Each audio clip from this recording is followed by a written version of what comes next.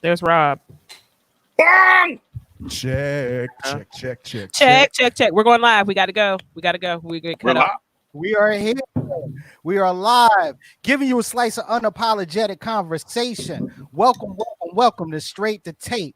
My name is C. Perry Elysi II, Mr. Fantastic of Podcasting's Fantastic Four. First, the comedian, professional joke slinger Tico the Gallo. Where were you last night?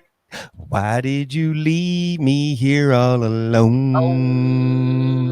That damn corona over and thought I found true love. Coronavirus got me quarantined and now I'm fucked up. Now I'm at home. Well, definitely. Love that. Shout out to Hee Haw.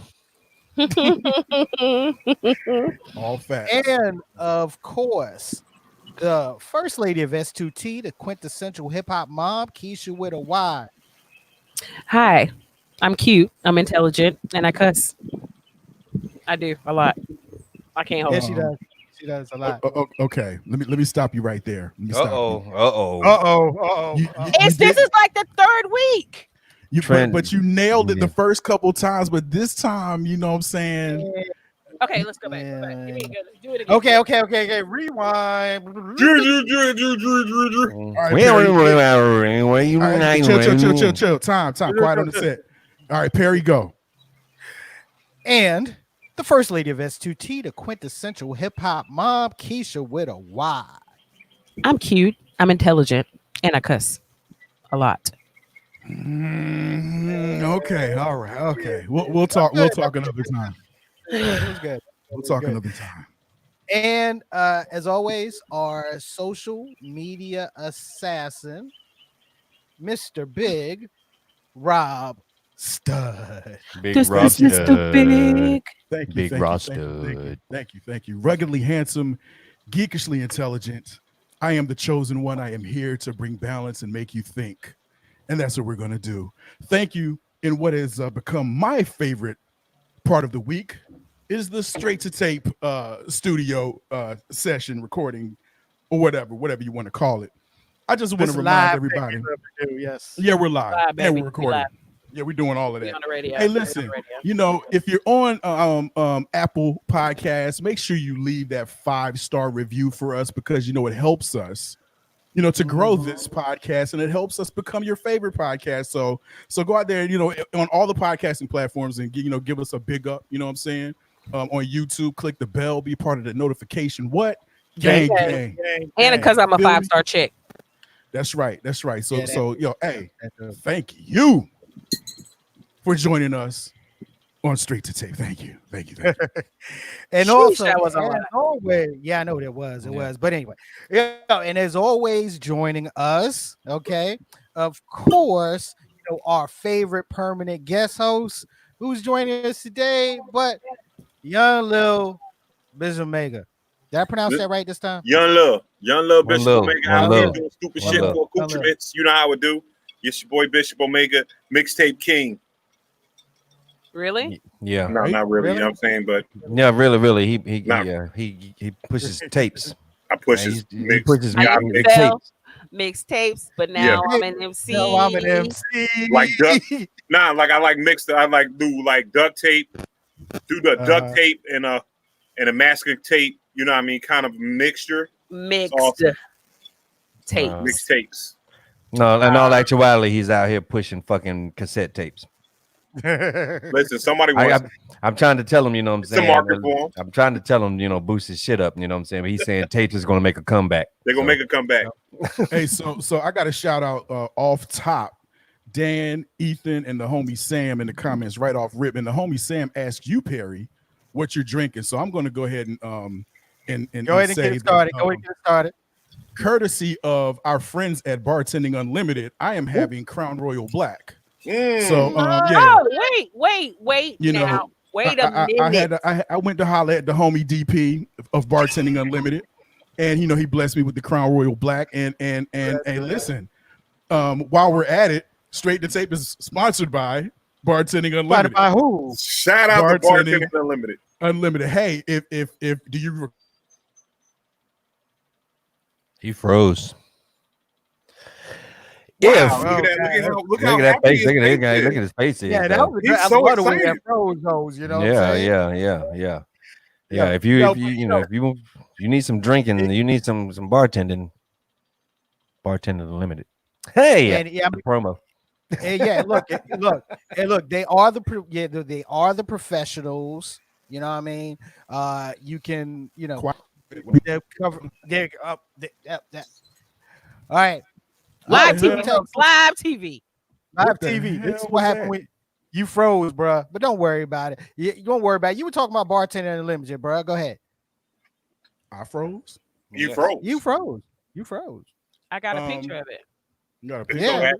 Yeah. You were cute. You were still cute. You were like, yeah. All I was saying was, go to bartendingunlimited.com. Responsibly serving our clients since 2004. So again, shout out to the homie DP. But I would like to interject here that I feel like this is like Popcorn Gate all fucking over again. But we're not going to go into that. We ain't gonna go there. If y'all want to know about Popcorn Gate, listen to the old episodes of Straight to Tape that you can find on all of our podcasting platforms. All right. You go to the website, check out the link tree. Everything is there. Check us out, show us some love. Oh yeah, Sam. Shout out to my line brother Sam Coley. I'm actually drinking another black. I'm drinking Hennessy Black with strawberry lemonade. That is a strange combination. That's a very light skin combination. Yeah. Watch your mouth. I mean, really, man. Watch your mouth, sir. No, actually, I do know. Hey, Bishop. Hold on, because I might be wrong. Let me check the light skin handbook to see if that is something light skin. Right. And get back with us on that. Handbook. It's not in handbook, bro. And actually, I stole it from one of my favorite cats, formerly of ESPN, Michael Smith, who just also happens to be light skinned. Damn. Just so happens to. It's only you two niggas. It's only I just checked it. You know what I'm saying? We could, you know what I mean? We're also gonna have one of the finest generals of light skinnedness on, and we will ask him because he goes to most of the meetings and stuff like that. So, you know what I'm saying? Yeah. And speaking of which, yes, ladies and gentlemen, we have a guest today that's going to be joining us throughout this show. All right. Joining us. God, what can I say about him? MC, entrepreneur, activist, damn near politician. Ladies and gentlemen, Joshua, aka J Gunn. What's going on, my man? Hey, what's good? I like the general of light skinnedness. Yeah, you are. You know what I'm saying? Yeah. You like right under James Earl Jones. It's like you and James Earl Jones. Y'all like right in each other. Oh my God, this show has balance. Darth Vader. I'll take that. We had a meeting last night and voted you out, Bishop. You out now. Right. I'm still cold. Wait. Balance. Yeah. Between the light and the dark. Yeah, I am the dark side. That's right. Good right now, you know. Right up. He has brought balance to the force. Hey man, it's good to be here, man. Good to see y'all. Y'all look healthy and safe during the quarantine, man. I appreciate y'all. I didn't know we were drinking this early though. I didn't bring nothing. Hey man, it's all good, man. You got time to reach off camera and right. But it's 2:15. You're right. What do you mean early? Don't come in here causing no problems now. You can pass them this if you want. Yeah, pass it. Yeah. Here you go, Jay. Yeah. Hand this to Jay real quick for me. Yeah, hand that for Jay. Hand that to Jay right there. Yeah. like the don't touch video. Right. Don't rush video. Don't rush, right. Yeah. She caramel. Okay. Caramel. Who, me? What up, Amy?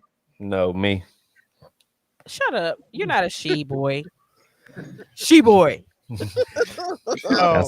That's a new one. Thank you. She boy. That's a new one. Look, ladies and gentlemen, let's go ahead and get into the topics for today's show. I was really hoping we weren't going to revisit or go back to a similar situation right after last week's show, but it looks like we have to. Okay, on March 13th in Louisville, Kentucky, three officers, three plainclothes officers, were delivering a search warrant on a drug case, and they bust in a house, and in the end, 26-year-old Breonna Taylor was shot to death. Now, as hard as the Ahmaud Arbery case was, and dealing with that and still dealing with that, now we have this one, that was 2 weeks after, that occurred 2 weeks after that, and this one directly involves, of course, it directly involves the cops on what looks like was a botched bust. Panel, what do y'all think? You're in your bed with your boyfriend. Y'all live together. Y'all sleep, and the cops just bust in there. Now, there are some reports that said they did not announce themselves. But either way, you're asleep. They used a battering ram to bust their door down. Right. And they bust in the middle of the night. Dude, who I think, y'all correct me if I'm wrong, is illegal carry. The boyfriend is illegal carrying gun owner. Yeah. And he starts bucking shots because somebody's busted in their house in the middle of the night.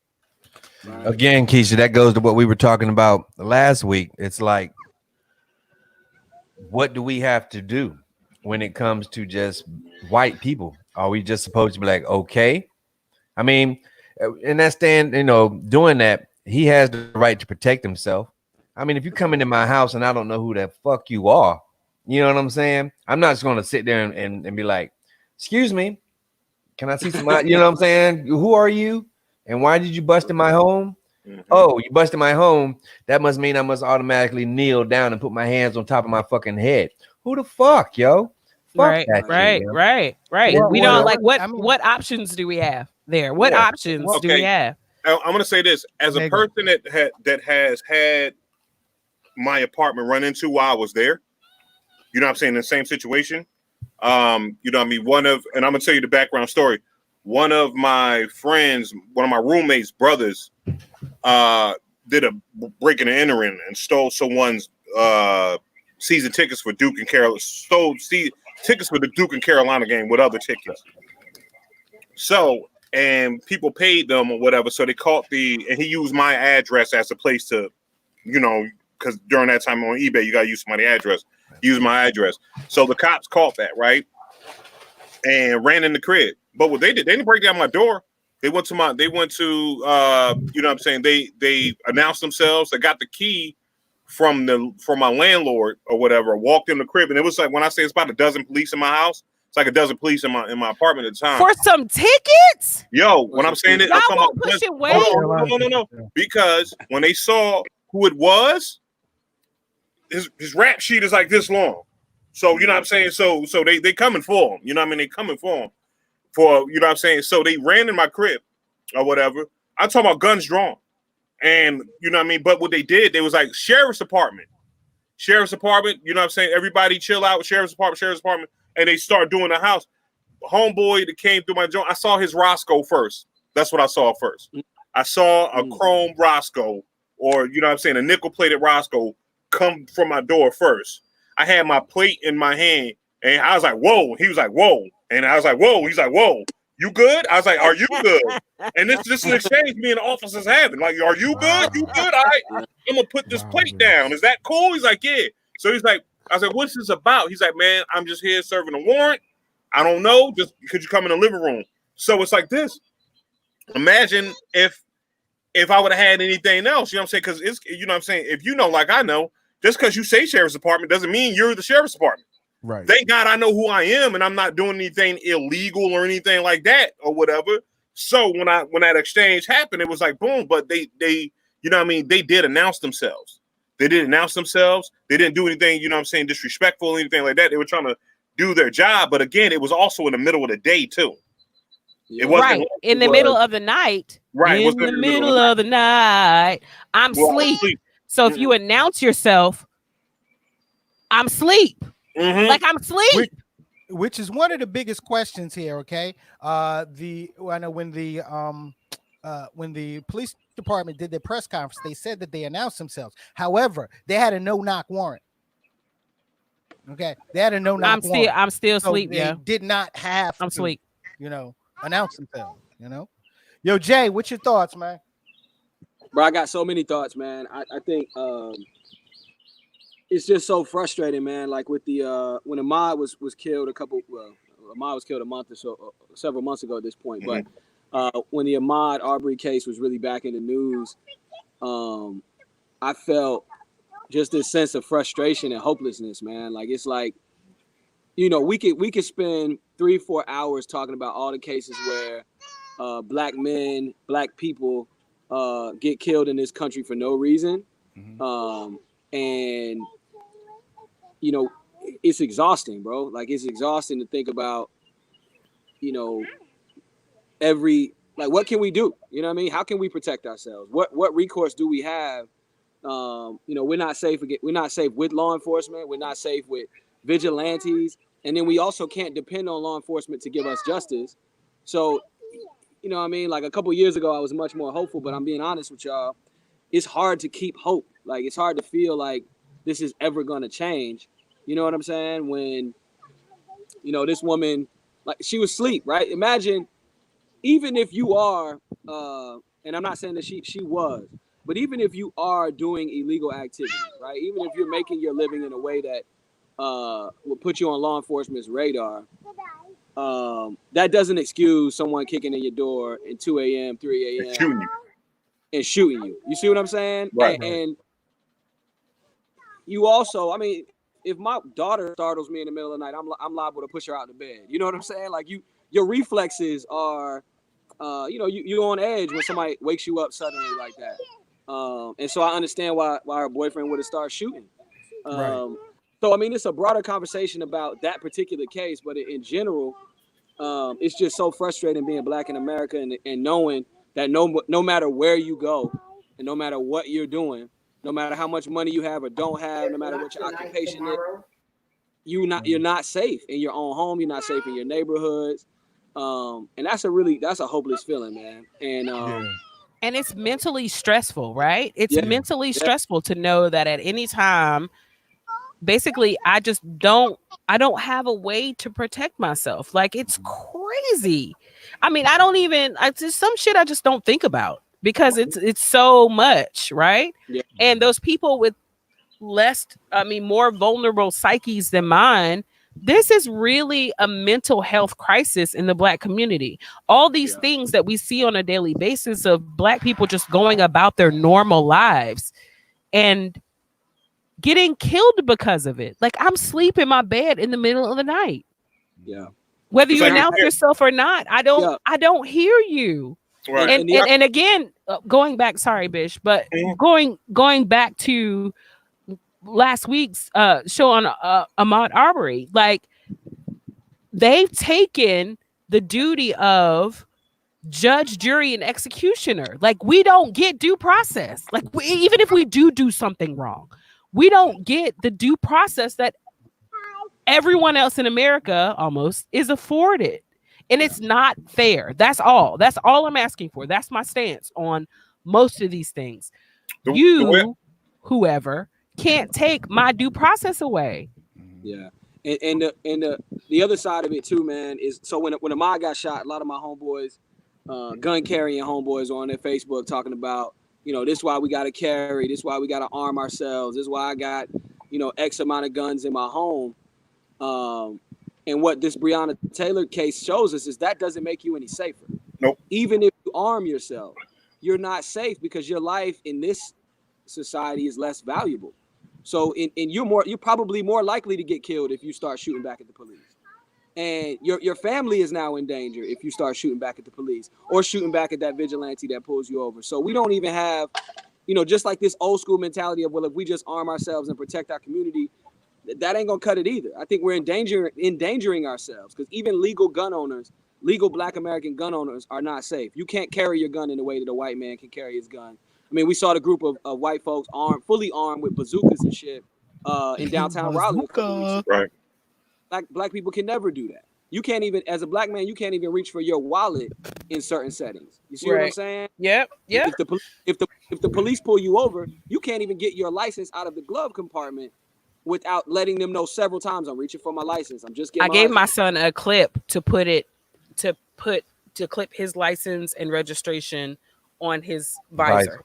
So that if he ever gets stopped, he's a new driver. If he ever gets stopped, then he's doing like this instead of like this. Yeah. I mean, so the shit we have to think about, right? I was getting ready to say we have to think about stuff like that, and it's smart for us to go ahead and preemptively go ahead and do stuff like that. Right. Have our all of our registrations, even if you got to go and get a copy of your license that you just keep in this thing in your car, because every time that I've gotten pulled over, all of that stuff, registration, hell, inspection, anything, insurance, all of that is in this one little little envelope thing, this little kind of like plastic thing that's made just for that. By the time I'm finished rolling and I come to a complete stop, I've already gotten that in my hand. You know what I'm saying?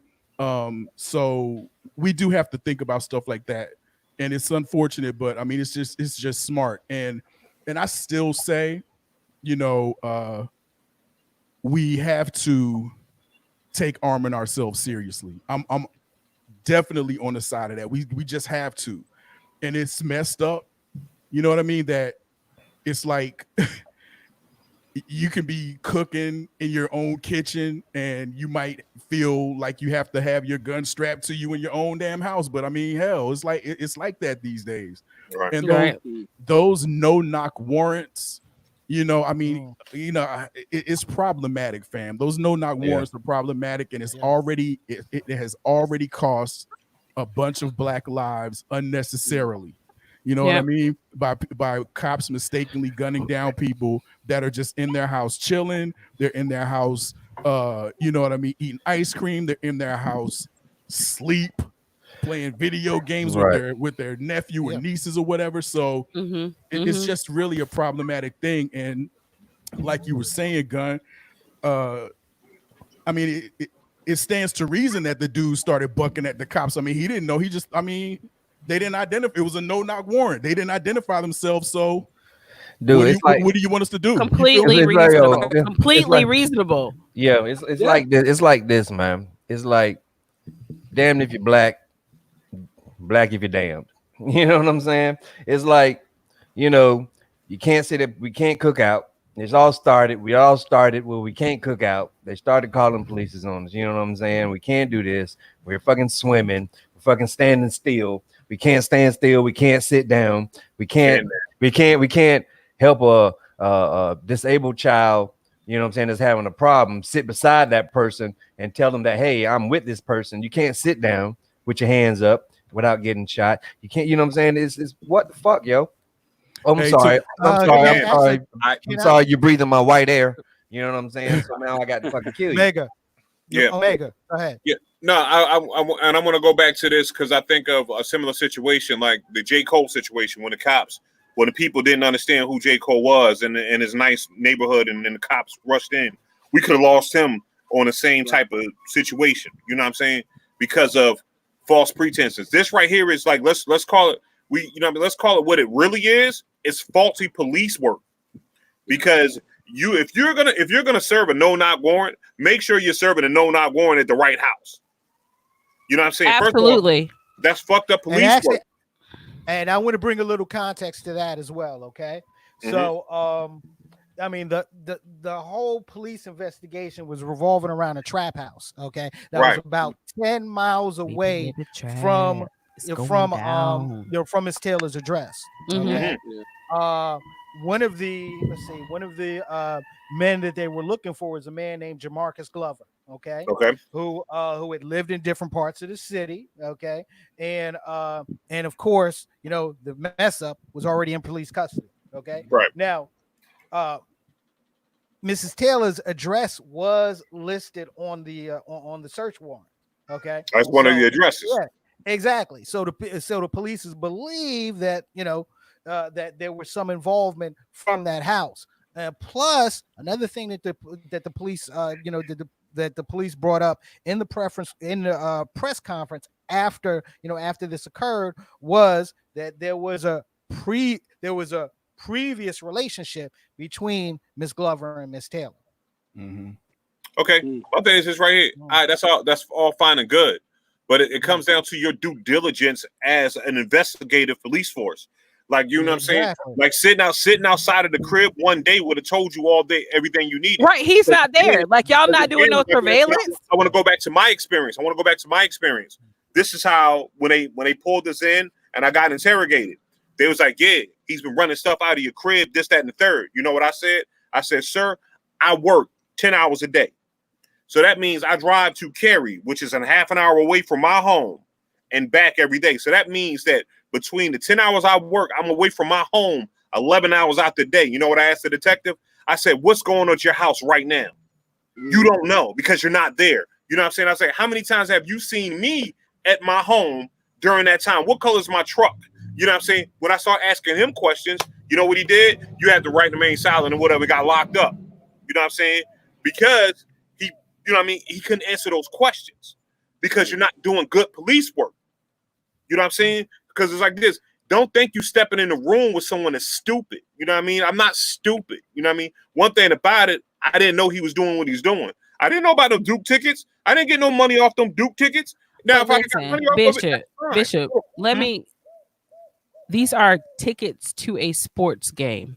Right. They busted in y'all fucking house because they tickets. No, because this to a sports game. No, they busted in my house to go get the person that stole the tickets. See, no, it ain't. I'm not. But they're still over tickets to a sports game. What I'm not gonna do, I'm not gonna boil it down to just the Duke tickets. They busted in my crib for Duke tickets. No, they busted in my crib because of the person that stole the Duke tickets had a mile long. They've been chasing this cat. So, this wasn't his first incident. You know what I'm saying? They thought he would live there. The ability to find him, right? Yeah. You know what I'm saying? They wanted to find him. So it's like this. They had a hard on for him. They couldn't catch him. So I understand the reason why they did what they did. But it's like this. But they announced themselves and all that stuff.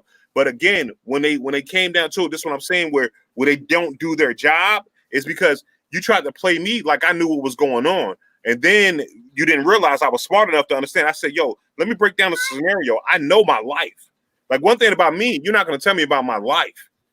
These are all the things that went down. And it's like this. That's why I believe it was shoddy police work, because you should have known if you were sitting outside that crib and you checking it out, you should have checked that address out and said, okay, he's not moving in and out of this house.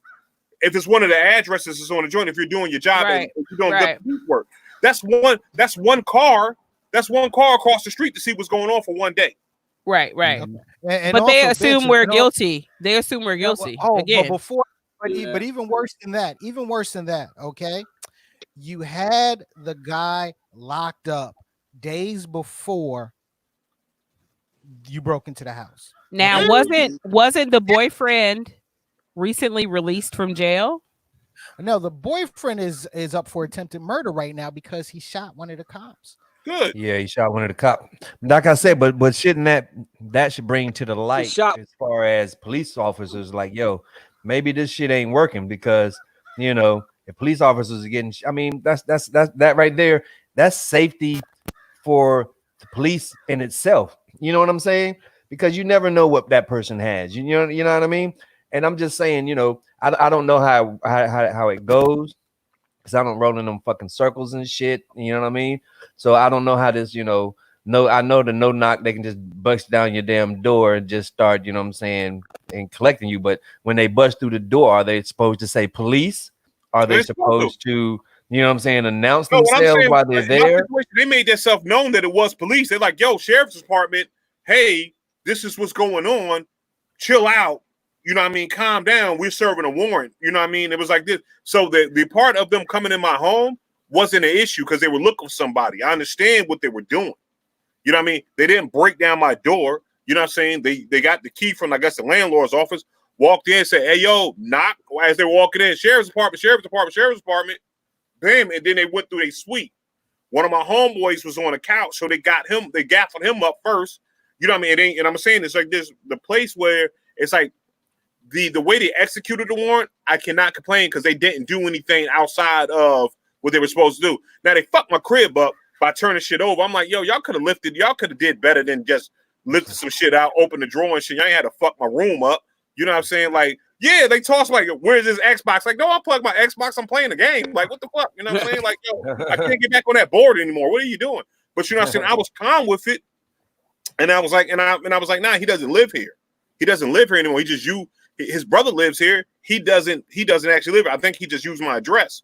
And then when they took us down, this is why I say where they fucked up at is when they actually locked me up, put me in custody, put me in the squad car. Because I understand y'all trying to serve it, but I'm an innocent bystander. And if y'all would have did y'all police work correctly, y'all wouldn't have took me downtown. I wouldn't have to go through getting the charges dropped and all that shit. I want to go to the comments real quick, man. So Daisha was like, I was never interested, but I'm definitely going to try and at least get comfortable with handling a firearm as a single woman. I am a very, very big condoner of that very thing. Single women, single sisters, y'all do that thing, man. I got you and Keisha. Hey, we chocolate drop. I'm about to send her the information for the class. Yeah, that I'm taking in June. Do that, and then we all, like, the three of us will go, and anybody else that wants to go, we'll go to one of the local shops, and I'll help you guys out, and trying to pick something out. So the gun stores are open. And then Capo's like, honestly, I'd rather take my chances with firearms than without it. At least with it against a vigilante, I have a chance. I have no chance without it. It's better to have one and not need it than to need one and not have it. Let me just let y'all, roll with that one. So go ahead, J Gunn. I know you've been trying to get in and get your thoughts in. Go ahead, bro. Yeah, bro. No, I dig what you're saying about arming ourselves, and I definitely am a proponent of that. I think there's two things I would add. One is we have to be more organized, right? We have to be. So I saw somebody a couple people in the comments reference the Panthers, and I'm a big student of Huey and Bobby, and grew up reading our memos and studying the Panthers closely. And what the message I think that we lose when we talk about the Panthers is how organized they are and how organized they were at their height. It's not just as simple as getting guns, right? Not just as simple as saying put a gun in your crib and learn how to use it. Yep. But there's more, and so I think that's a part of the conversation. We also need to think, like, if we're gonna talk about protecting ourselves and policing our own communities, that means that if you got a gun in your house, you need to talk to your neighbor about his house. You need to talk to your neighbor across the street about the gun in his home, and y'all need to be organized to actually protect your community. Yeah, right? I think one of the things that bothers me the most about our generation is that we don't actually have community anymore, right? Like we focus on protecting our families, which is important, but our family is bigger than the people that live in our homes or the people that are blood relatives of ours. And I think that's what the Panthers' philosophy was. It's our responsibility to police our entire community. Yeah, but we were more. So that's that one thing I added. We were more concentrated then in the same community. Now we're like dispersed. Like, am I chopping? But we're more dispersed now. But I completely get it. Like, we need to build a sense of community. Like, absolutely. No, because we're only going to be able to protect ourselves. That's it. No, what I think is this right here. Like, when we say community, like I live in a subdivision. You know what I'm saying? So it's like, I see what Jay's saying. It's like this. The community doesn't always have to be skin folk. You know what I'm saying? Like, you can actually go to your next door neighbor who might be, you know what I'm saying, Israeli, and be like, hey, yo, I got a gun. You got a gun. We're going to protect our neighborhood, right? You know what I'm saying?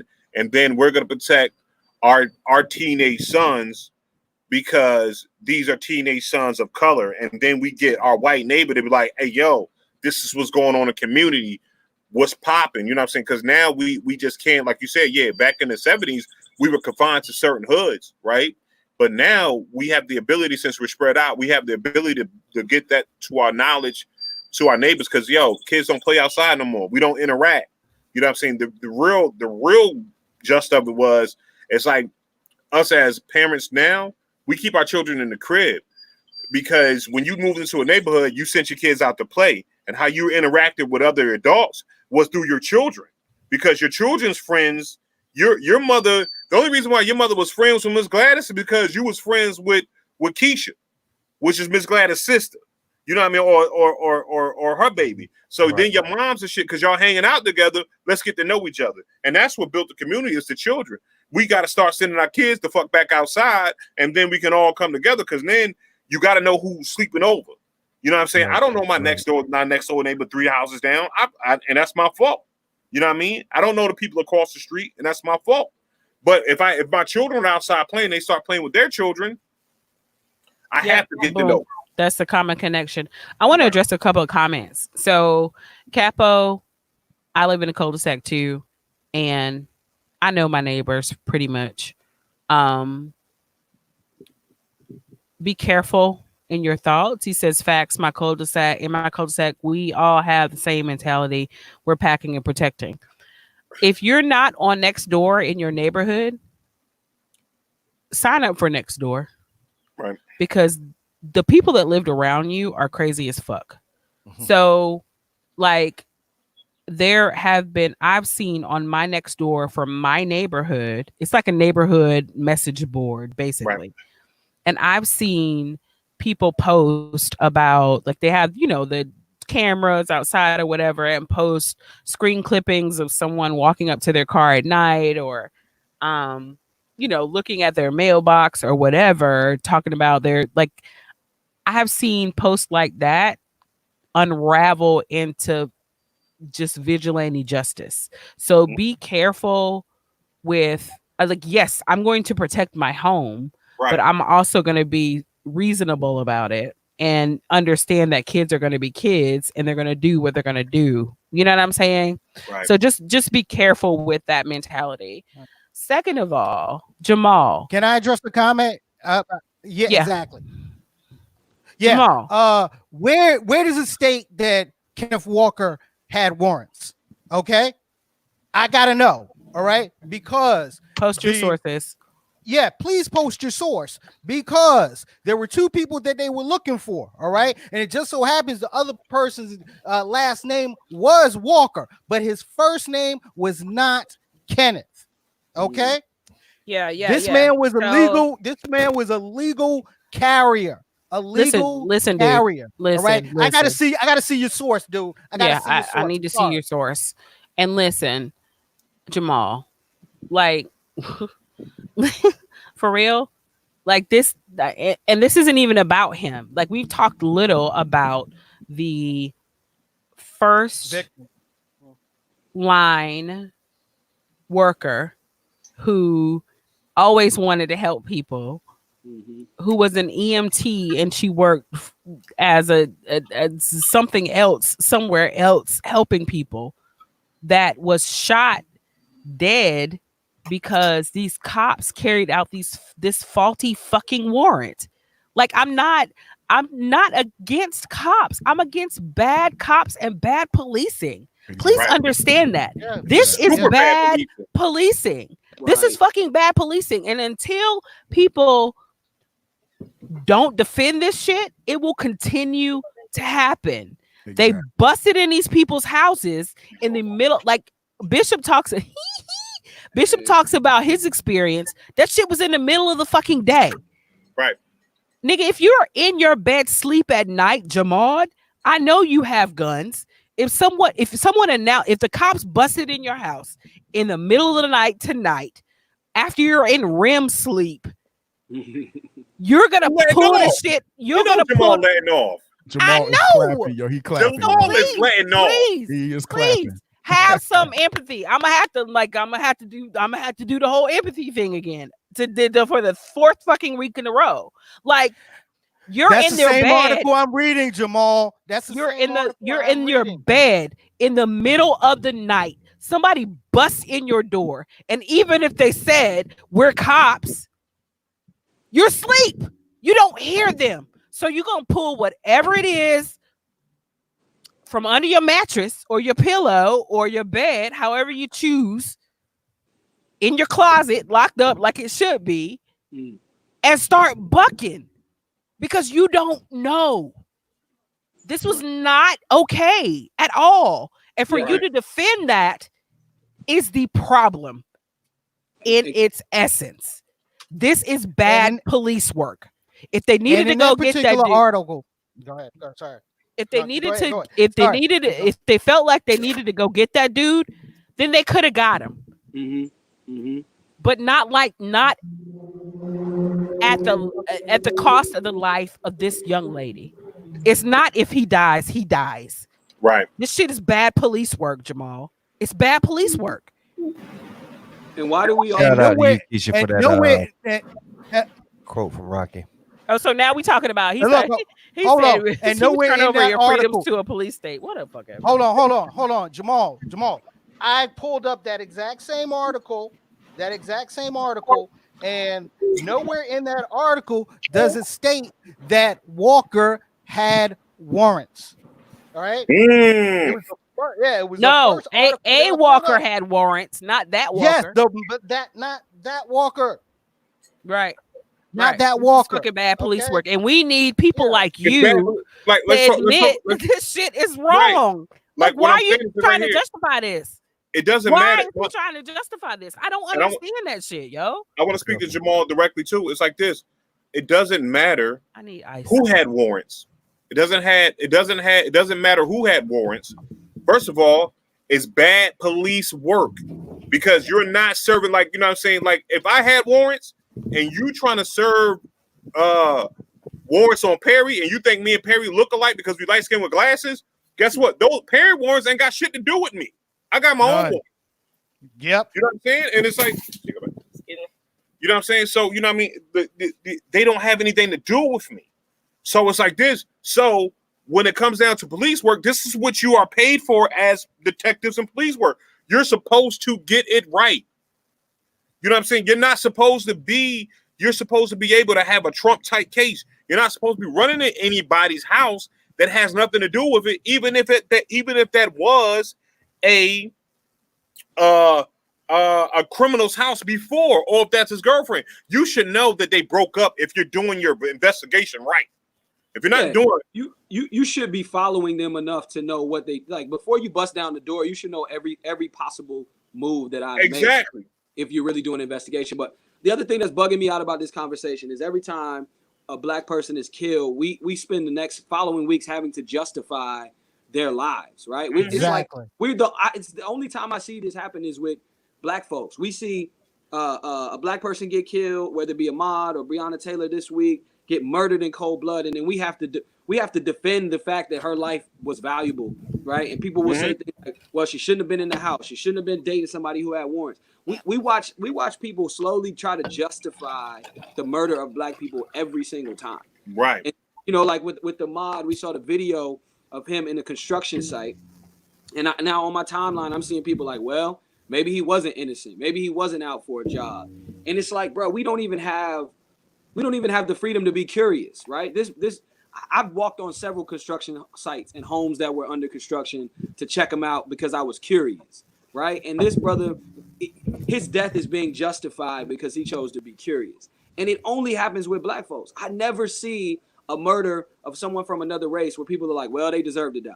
But when we get killed, you got people in the comments saying, oh, well, they were serving a warrant. Well, they shouldn't have did this. And I mean, that shit really blows my mind that we have to justify our right to live. Right. It shit is for me, it's much deeper than any one individual case, but it just speaks to how little value black lives actually have and why, as simple as it sounds, we got to keep organizing around black lives and just our right to be alive and breathe in the United States, which is fucked up. Right. And everybody does this right here. Like, no longer is the 1950s when you could say, why are you doing in this neighborhood, boy? But a lot of people think And that's what I'm saying. And that's what I brought out, like when people said on one of the other shows, there's no such thing as white privilege. Motherfucker, this is what it is. This is what it is. Right. This is white privilege, and that's best because if you have to say, well, maybe they should have did this. When I'm gonna say this right here, as our white counterparts, they don't do this. They don't fuck that shit up. Guess what? If you know what I mean, they make sure that that everything is Trump type because what it is, and it's I'm not even gonna say white. It's about poor and rich because you don't run up in a rich man's house is worth $20 million, and you don't run in his crib and not have your shit together because you know what you do because he has enough connections to shut your life down. You know what I'm saying? You know what I'm saying? When it comes down to this right here, because God, I'm gonna say this right here, you run up in Eddie Murphy house. You know what I'm saying? Or LeBron James' house or whatever. Didn't know it was his crib. And you run in that shit and it's bad police work. No one gets shot, but you run in there. Guess what happens? Your job is in jeopardy, buddy. Why? Because this motherfucker got enough money to pay for these lawyers to come get you. So you make sure that you're dealing with it. When it comes down to poor people, they're going to do that shit anyway because that's what they understand that it's at the end of the day, racism is the bastard child of capital, not capitalism. Classism is the bastard child of. Thank you, J Gunn. You know what I'm saying? It's the classism is the bastard child of classism because what it is about if you take the racism part out of it, it's like this. They're gonna treat poor people the same. If you don't make a certain amount of money, they're gonna treat you disrespectfully because guess what? They know you don't have the power to fight what the fuck they doing. I want to disagree with you, my brother. I think I think you're right. I think classism plays a role, but I don't think you can't get rich enough to erase your blackness. It doesn't matter. Right. The J. Cole situation is clear. They didn't know. People in his neighborhood didn't know who J. Cole was. He's still a nigga in a coop. Right. He's probably the top 3 most famous rappers in the world. Right. Like everybody knows who J. Cole is, but white people don't care because they saw a bunch of black people coming in and out of the house all times of the night. And they they make certain assumptions about you. And so while I do think classism plays a role, I think racism is the fabric of the United States. It is woven into everything that we do. And no matter how much money you get, you still black, right? You still, we witnessed the treatment of the Obamas when they were in the White House, right? We witnessed the rapid descent of Bill Cosby versus the very slow and limited descent of Harvey Weinstein, right? And it took the preponderance of the evidence for us to even consider Harvey Weinstein a monster, and Bill Cosby was a monster instantly, right? Instantly, with very little evidence. And here's what white privilege really is. It's the ability to be human, right? Black people are not afforded the ability to be human. What I mean is, black people are either good or bad, right? Think about our heroes. We don't get to be if we make one mistake. Okay, Bill Cosby makes, however we feel about what he did or he did or didn't do it, his reputation is forever tarnished. All the amazing things that he did and all the contributions he did for black culture are erased. People will forever see him with that stain on his record. But white heroes get the ability to be both good and bad, right? Mm-hmm. George Washington gets to be honored as a founding father of the United States, but also a slave owner. Thomas Jefferson gets to have a monument in Washington, D.C., but he's also a known rapist. You see what I'm saying? So that's what white privilege is. It is your ability to be a human being, and black people aren't afforded that. We make one mistake, and it's like, oh shit, you the rapist, you the dude that broke into the house, you the drug addict, right? Think about Marion Barry. Marion Barry was an amazing mayor for Washington D.C., but he will forever be remembered as what? Smoking that crack. A crack. What I'm saying, I don't do no drugs. I don't know nothing about no drugs. Like, what if the crack made him a better mayor? Shut up. Hey, I'm with you on that. Hey, I mean, he asked people from DC, he was their best mayor. Right. So, it's just that we're not afforded that complexity, man. Like the freedom to just, everybody has good and bad, light and dark, as the hip hop mom shouted out earlier. We all have that balance in us, but black people have to either be good or bad. We either are Michelle Obama or we are, a criminal. You know what I'm saying? And even in society, Michelle Obama, they don't. I mean, I can't even say it, but she can't be perfect. Like she's fucking perfect. Like the Obamas were fucking perfect. They were the most perfect presidential family in the history of the United States. Like in the history, no scandals from him or her or the 2 kids that they had or their dog. No scandals at all. But it's it was not bad. enough. It's not enough. They tried to do it. Because when one of the babies went to Coachella, they was like, "Ooh, she's hot!" Like, yo, she's. But they weren't even. Coachella. Right. He wasn't president. He wasn't the president anymore. That's what I'm saying. I'm like this, but they was like, "Oh, look at her! Look at she got a tank top on, and she looks a little drunk." I'm like, first of all, if my baby goes to Coachella, any one of my 3 daughters go to Coachella, I'm expecting them to be high and drunk. That's why you going to Coachella. that blackish, not blackish, fuck. Black what's fuck. that show? Black as fuck. Yeah, we all. If I'm going, we all gonna be there together. We gonna be there together. Together. High and shit together. Let's all go together. You know what I'm saying? I'm gonna be close to me. Obama wasn't even president then. Like they waited to live their lives, right? And then people want to kind of retroactively comment on the Obama presidency as a result of his young teen, or late teen, early adult children living their late teen, early adult fucking lives. Like fuck y'all. Like fuck y'all. Like they were the most perfect presidential family ever in the history of the United States. But it's not enough. It's just not enough. And we don't get afforded, like you said, we don't get afforded the opportunity to be humans and to make mistakes.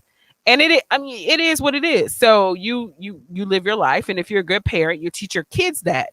But that shit's stressful as fuck, yo. It is stressful. The pressure to be perfect all the time. You know what I mean? Like, think about if you go to your job and you're around white people, you feel the pressure as a black person to carry the burden of your whole race into every conversation, but also you got to be perfect.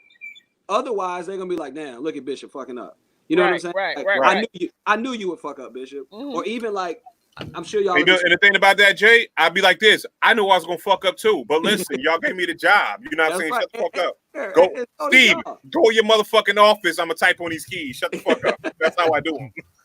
See, I'm conflicted all the time because, you know what I'm saying, I'm 21% European, so shut up, Tigo. Shut up, Tigo. I often have a fight with myself. So you know what I'm saying? Am I too black? Am I too European? You know what I'm saying? I see the cut. Look, I see the welt under your eye. But look, just to wrap up on Breonna Taylor. Like I said, coming to the end of this week, I didn't want to have this conversation again. Okay, I really didn't want to have this conversation. We'll continue to over and over. Yeah, since we were focusing on one case, but as always, we got to multitask. So, all right, ladies and gentlemen, we've come to the part of the show where, there are those opinions that, people like to jump on the bandwagon, and people will ride that bandwagon. He's my we got this one cat. Well, guess what? He don't like riding on bandwagons, all right? He despises riding on bandwagons, okay? He crushes bandwagons, okay? Who am I talking about?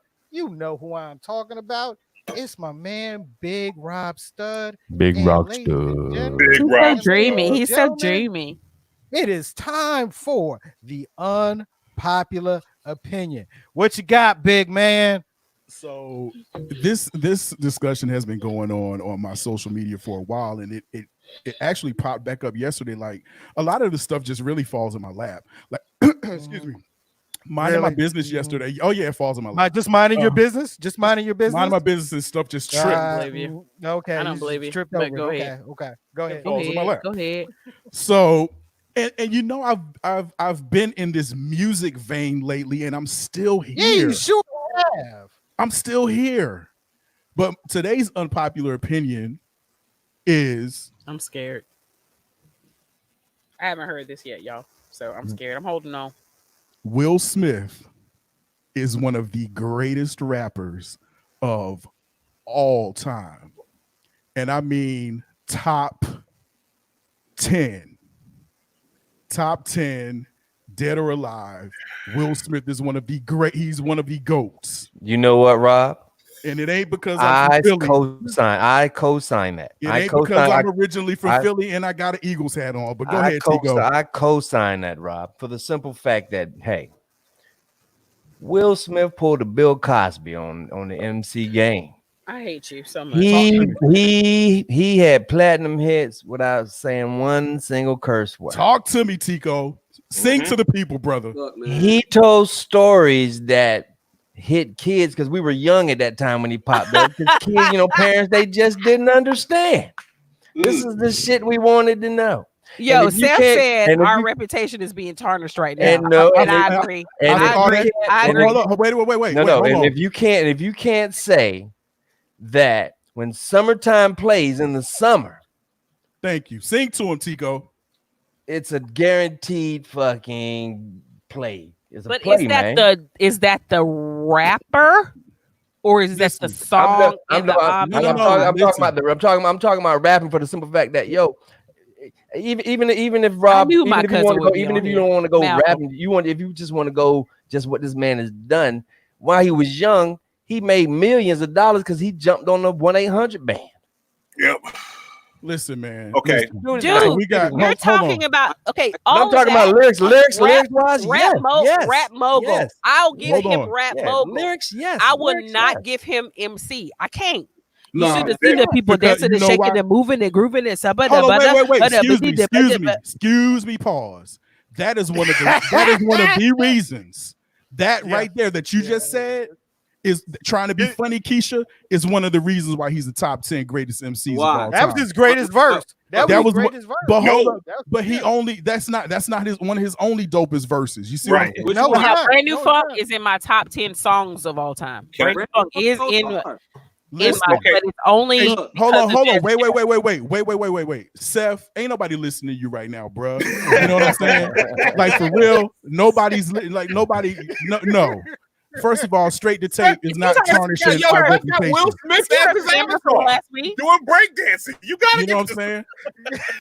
Right, that's what your avatar looked like. Will Smith breakdancer from 1985. Come on, fam. It does actually. And Yo, I'll have to give. Let me pause here because I have to give. My cousin Malcolm Howard is listening, and we are. I don't even know how many. I'm 45, and he's Mal. How old are you? But he's like, I remember I used to take them to like Chuck E. Cheese and shit when they were little. That's how far apart we are, and he has always said that Will Smith was his favorite rapper of all time, like always from when he was a little bitty boy. So I had to shout out Malcolm for checking in today. Please just go and look at some of the recent examples of Will.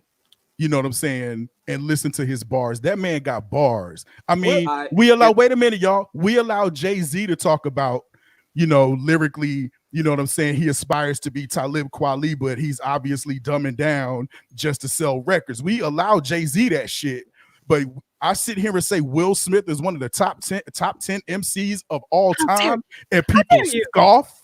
No, I dare say this. I dare say this. Preach. Nah. Just what you just said. Okay. Hold up. Wait a minute. Wait a minute, fam. I'm just saying we allow Jay-Z that shit, but we scoff at Will Smith. Will Smith got bars, and to Tico's point, he led his career trajectory that way.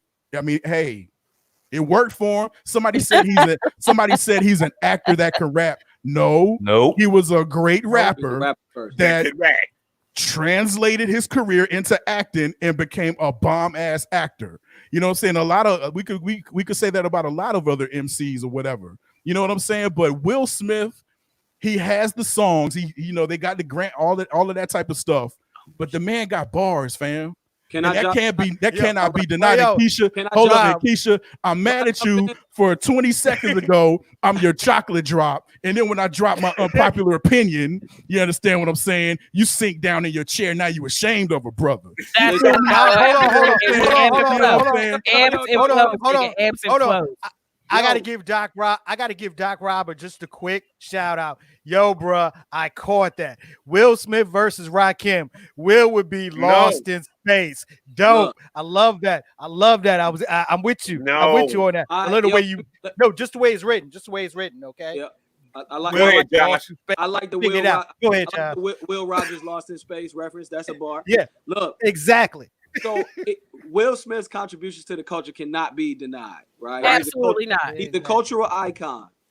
He is a fairly good deliverer of lyrics. But there's one key component for me, one key requirement to be in anybody's top 10, and that's writing your own raps. Oh, so may I ask my brother with the Philly hat on, appropriately dressed today to represent Philly, who wrote Summertime? Well, Rakim wrote Summertime allegedly. No, Rakim didn't write it, but it also wasn't Will Smith. So Rakim, the rumor was that Rakim wrote it, but the dude that wrote it patterned the flow after Rakim, which is a whole nother thing, right? As a rapper, if somebody brings you a verse, this hip hop history going on here. Check it. Fucking with Jay Gunn. It's like you fucking with Jay Gunn, aka Baby artist formerly known as Baby J. Yo, you fucking with the truth right now. This is hip hop. You know what I mean? And I love Will Smith as who he is as a father, a rapper, an actor. All of that shit is cool. He's an awesome person, yo. He's an awesome fucking person. Look, top 10 MCs. Nah. He delivered Summertime brilliantly, but he didn't write Summertime. Nope. So you lose points in my book for that. As the top 10, I feel that way about another very popular contemporary artist who doesn't write all of his raps in hip hop. Ho. As an MC on this show, we say names. What you talking about? No, we can't. Excuse me. Hold on, Jay. Don't say anything. As a brother from the light skin contingent, we cannot speak badly on any other light skinned brother name inside of these. We're saying it's contractual. It's contractual. That's what True. Continue, Jay. Thank you for reminding me of the bylaw. No, hold on. I gotta say this. I gotta say this. Or whatever. I gotta say this. Now you see why Jay Gunn is going to play me in the Straight to Tape movie. Okay, he's playing me in the Straight to Tape movie. All right. If you play a Rob, Jay Gunn is playing me. Look, I'm Rob in the Straight to Tape. I'm Rob in the Straight. We both from Philly. We both got gorgeous beards. I'm playing Rob in the Straight to Tape. You know what I'm saying? Situation. Bishop how good I'm doing. Bishop can tell you whether or not you want me to play you in the movie. But, hey, so check this out. First of all, which version of me are you today? I gotta ask the people that have known me the longest. Which version of Rob circa 19? He ain't got the beads. He ain't got the beads on today, so he's like circa 2000. 2000. That's not. Okay. I was gonna say that's 98, 99. Mike Mashing. No, he ain't got no beads on. No, he didn't have the beads. No, he didn't have the beads in K97.5. Rob. That's what it reminds me. Right. Yeah. Okay, so let me address a couple of comments, and I'm gonna let y'all continue. So Malcolm said, "Name one rapper that's written every hit they have other than Hov." I mean, okay, you know what I'm saying? You got a point. And I appreciate that. Royce the 5'9". You know what I'm saying? So Royce the 5'9". I'm gonna call it out. Royce the 5'9", Crooked Eye, Joe Buttons. These cats didn't had hits that they didn't wrote. What it is this right here. When you consider a hit, it's one of those situations where like this lyricism, you know what I mean? And I guess being Jay, you know what I'm saying, some of the other panel. I'm gonna say this right here. If you have never sat down and wrote a 16-bar verse, and I have. You don't understand. Some people don't understand how much it takes to put that into, and how much time you have to put into a 16-bar verse. And then it's like this to get good enough to even write those in less than 15, 20 minutes. To make them to the point where your contemporaries, when you can step outside with the 16-bar verse that you done wrote, and go to your one of contemporaries and go out there and say, here. Like, you know what I'm saying? When I rap, when you know what I'm saying, me and Jay, you know what I mean, we come up in the same situation. It's like this. Like, I'm a respected MC in Jay's eyes because he saw me do a lot of the amount of 16 bars. Right. What it is right here. You have to be on a different level. You know what I'm saying? Like, I don't, you know what I mean? It's like this. Yeah, Will Smith is dope. Will Smith is probably one of my favorite rappers out of Philly. It's like Black Thought, Beanie Siegel, Will Smith. You know what I'm saying? It's like this. You know what I'm saying? If they came on an album together, it'll shut the world down. But at the end of the day, I'm not shitting on Will because guess what? Will's on genius level intellect. He could have went to MIT. But if you don't write your own shit, what I'm saying, the stuff that Will Smith, we're gonna talk about this. The stuff that Will Smith did write still stands up. Is Will Smith a solid, strong MC? Yes, Absolutely. he's a 7. He's a 7 on a 10-point scale. Not he in can my hold top his own. 5. He raps better than a lot of you motherfuckers out there. Yeah. They can hold. Yo, check That's it. all. Hey, what do? I bring balance and make people think. Bishop, that's all I'm saying, brother. That's all I'm saying. Give that man his props. Go ahead. Props. Can I address a comment real quick too? Yes, sir. I think 2 things. First thing was the comment about name a rapper that's wrote all their hits. In rap, in hip hop, the rappers are largely tasked with writing the verses. Mm-hmm. All of my top 5 wrote all their verses. Mm-hmm. Now, did somebody write a hook for them? Did somebody help produce the beat? That's a different thing. And then somebody else also said a lot of R&B singers don't write their own songs. R&B and hip hop have very different standards. Very. The expectation that Michael Jackson wrote all his shit, nobody expected Michael Jackson to write all his shit. Because in that culture, in that genre, it's about the voice. It's about the voice, the performance. Hip hop is about telling your own story and authenticity. Mm-hmm. And what's impressive for me, Bishop, the rappers that we be around, it's like, damn, how did you think of that when you said it? You know what I mean? I couldn't see myself standing up there saying something real clever, and Bishop wrote it. Like that shit, that ain't cool to me. I mean, I do find it interesting that now during this discussion, now we're going over the fine points of who writes their own shit. You understand what I'm saying? Because we have allowed this with several other rappers. We've glossed this over. Yes, with we several have. other top rappers. Yes, we haven't said shit. But now we're talking about Will Smith, and niggas want to be like, oh, okay, well, yeah, he didn't write his own music. So what I'm saying is right here. Will Smith is a cultural icon. I don't expect Will Smith to be able to do the Fresh Prince of Bel-Air and then write Summertime too. Like, goddamn it, he's doing too much. Right. You know what I'm saying? I am not mad at Will Smith for saying, okay, I'm gonna write. But guess what? Did he write Will Smith? Damn right. Sometimes Will Smith. Sometimes it's Will Smith. Just like he didn't write his lines at Independence Day. God damn it. We give Will Smith a bag, and that's what I'm saying. I mean, I went to the Plateau one time when I was in Philly late at night. You night. had to go. Will Smith made you go to the Plateau in Philly. If you go to Philly, right? Josh lived in Philly for a while. You went to the Plateau, right? That's a whole nother story for a whole. Like, bro, where's the Plateau? A place everybody go. Yeah, I was there in a blanket under the. Hey, let me say this. I love Will Smith. I hope he'll work with me and put me in a movie. I love you, Will. Hey, listen.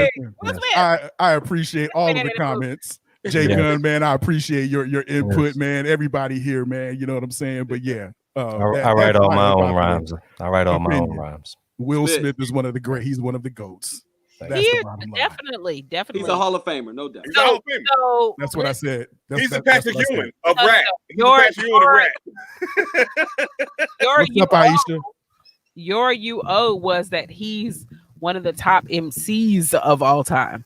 Like I'm not denying he's a cultural icon. Like he fucking helped move this shit. He got God status. He helped. Yeah, he helped. He top 20.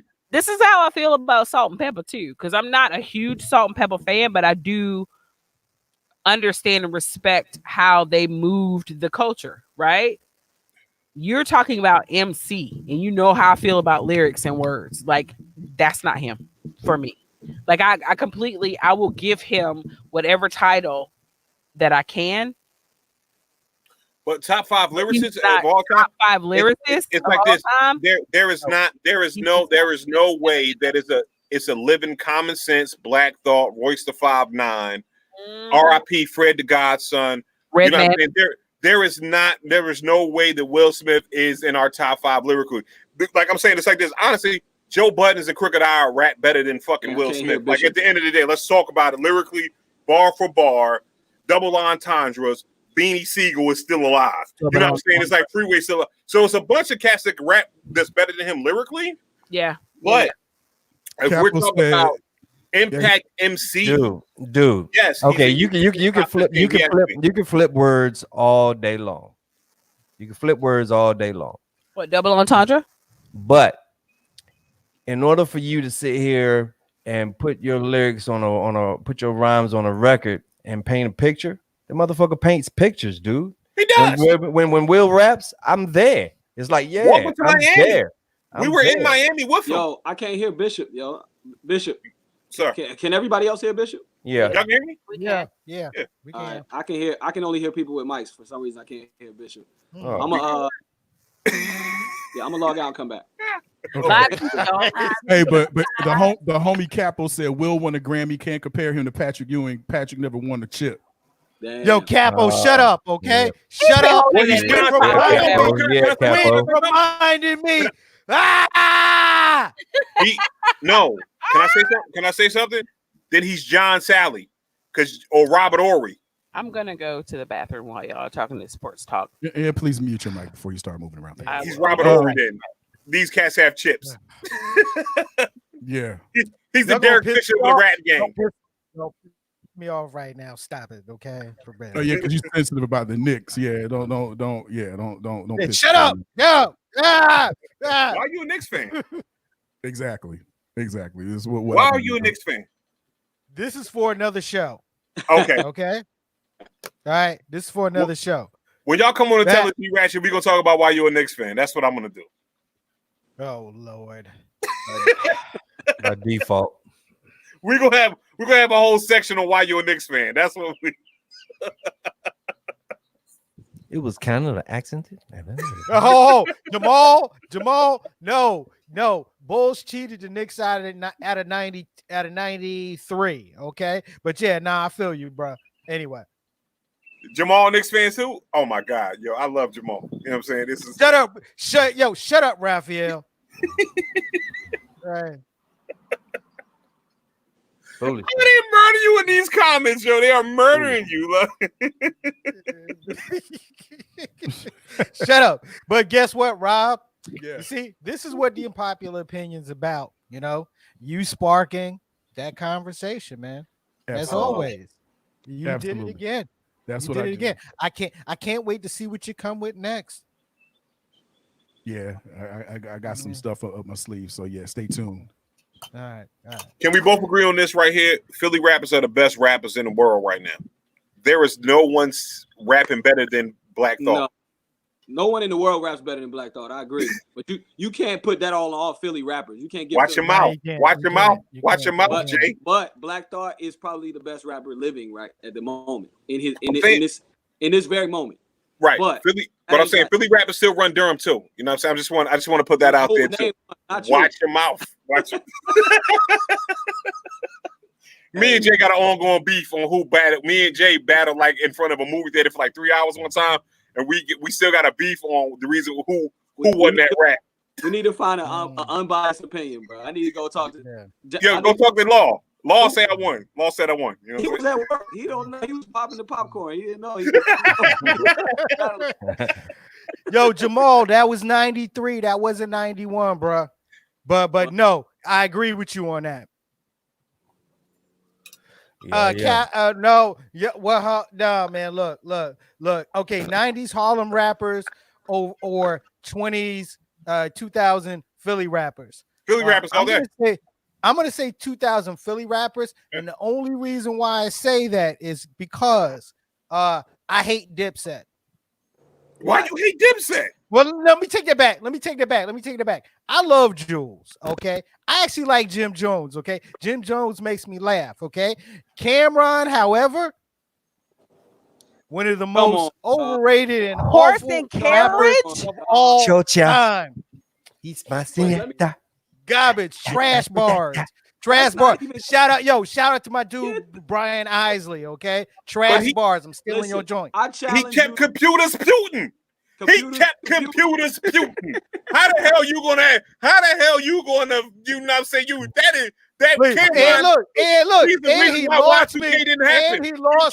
And he lost me with the pink Timbs. Oh, yeah, the pink mink. That shit was hard. That was hard. Come on. Horrible. Come on. Horrible. Listen. I challenge you to listen to sports. Thank you. I challenge you to listen to Sports, Drugs, and Entertainment and tell me it's not one of the best hip hop bar filled albums. Sports, Drugs, and Entertainment. Pull it up. Don't talk about horse and carriage. I haven't listened to it in 20 some odd years. But for you, Jay, since you playing me in the movie, for you, Jay, I'll do it, and we're gonna talk about that. And let's talk about that next time. I want to. Yeah, come on, man. Don't put horse and carriage on Cam. That was Mace's fault. That's Mace's. We gonna rise to the top. Hashtag blame Mace for that. And wait a minute, what 90s Harlem rapper? Somebody said 90s Harlem or 2000s Philly? Right. What rappers from Harlem was doing popping at night? Mace? Big L too. Big L too. You had Big L. Just going to say you had Big L. Yeah, I mean you had Big L. You had Mace. You had Cameron. Shout